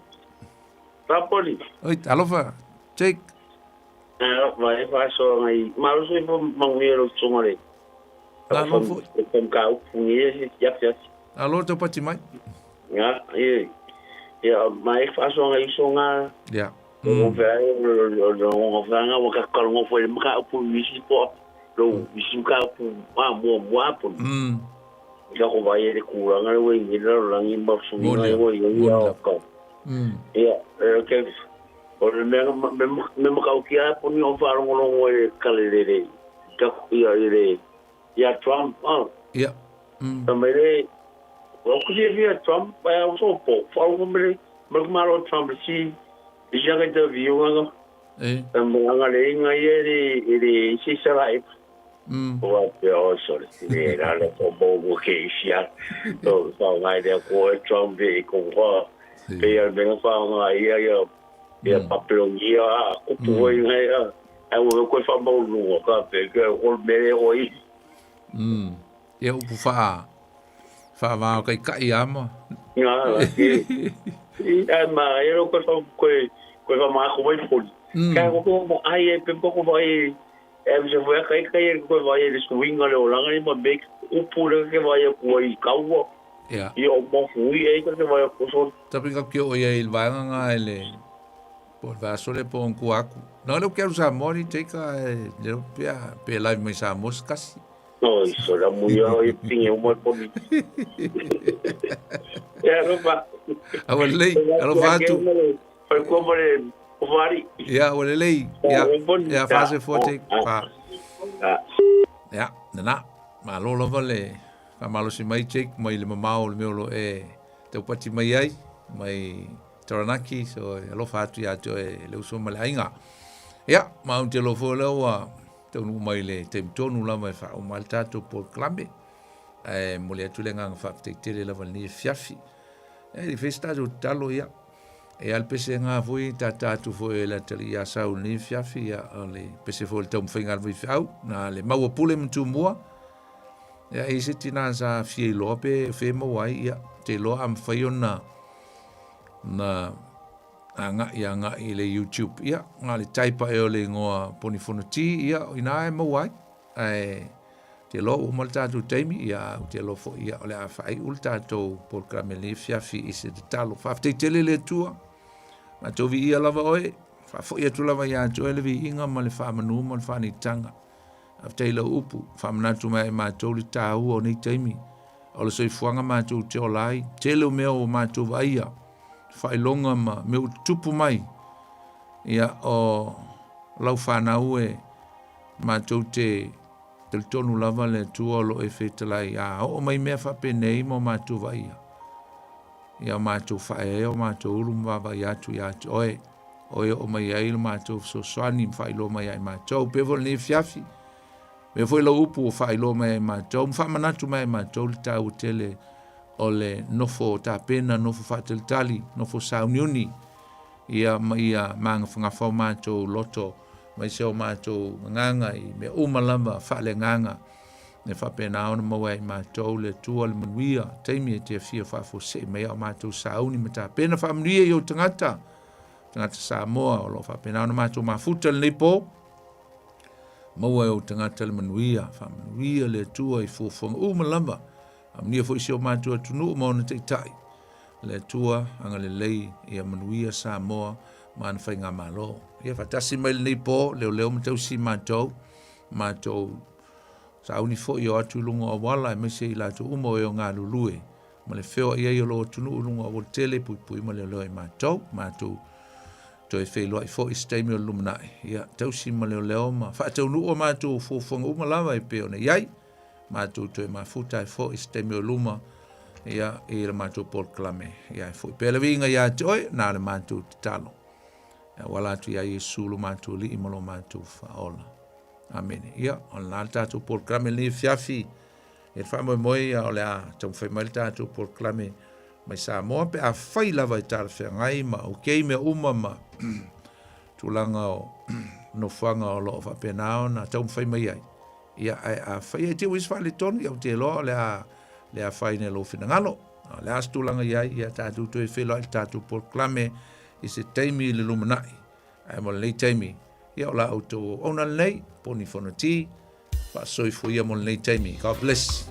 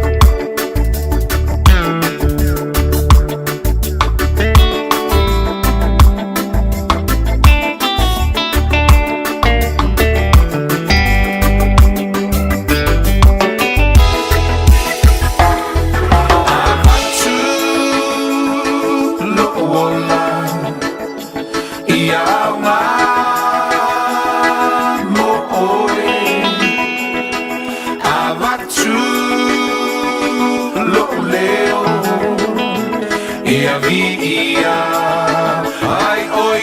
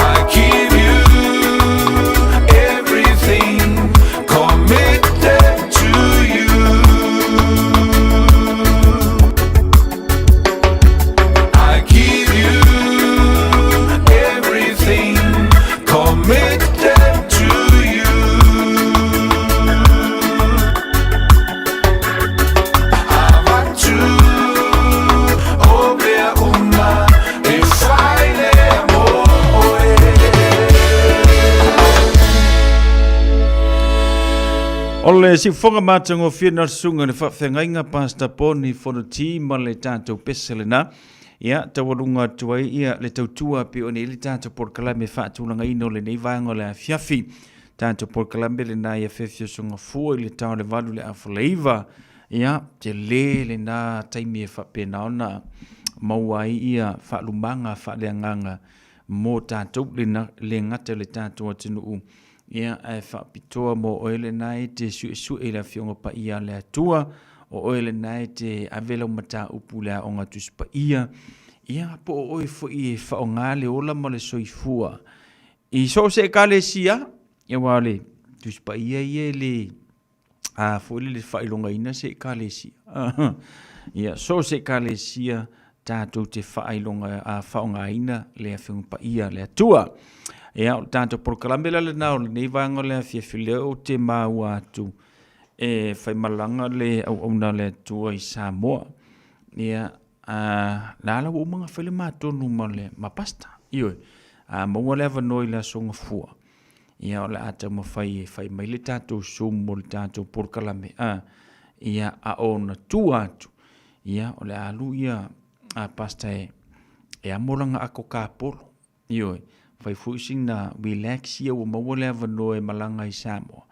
Ia, o ka ko mo fu le vango elu Samoa i o le vango le ngata na lui I porkalame whaatulanga ina ia asiasi nei ainga ia mo fu le teimi fai fu sina te whao ia lato ia ma whapena ona whaongai fu ia le malanga tu Samoa tātou porkalamela lena no winga le a whali tātou porkalamela sunga fua I le sum au le sia sunga fua ia o le atu o 11 noilan au na le faia sina malolonga sina te whao ioi ia ma fai fo sina eva au ia le tātou tenu o Samoa haftai mo to umalawa le sa ma o mai le tātou porkalame ile nei vanga le fiafi maro lava sasa ma foele mo moe vai ola levanga a maka porkalame ai a menge lo le kalo afkwa a menge melo woli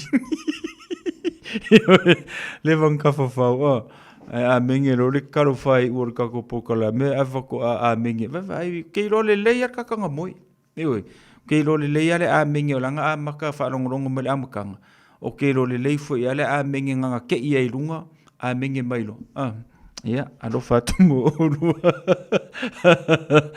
telefata si mail nei po polen leti tia alo fatu fa telefata si mail nei vanga le fiafi le ngata fo ile tu ile va fa sa vadu va kakara le langa o tu le vanga a maka mai a pokala me o mafuta mai ma fa longo mai ia tu ile va mo so wa vanoa ia ti do filo I mal perfetta ia mo ko ifa e ulima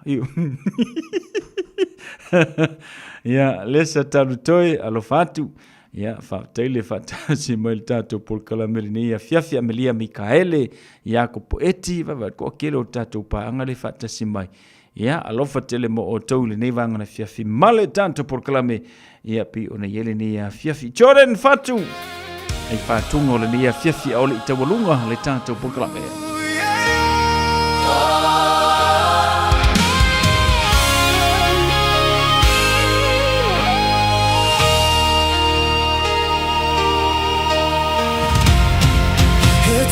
Tai au I meo iai Vau mua O lau malo toto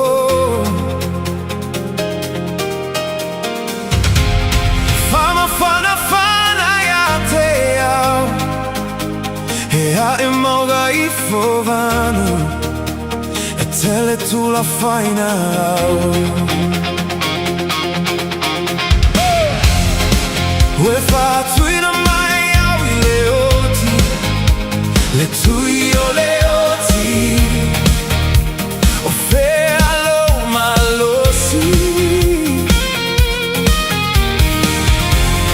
O te pese ma vivi Jesu Mai le tae le lo loto Hallelujah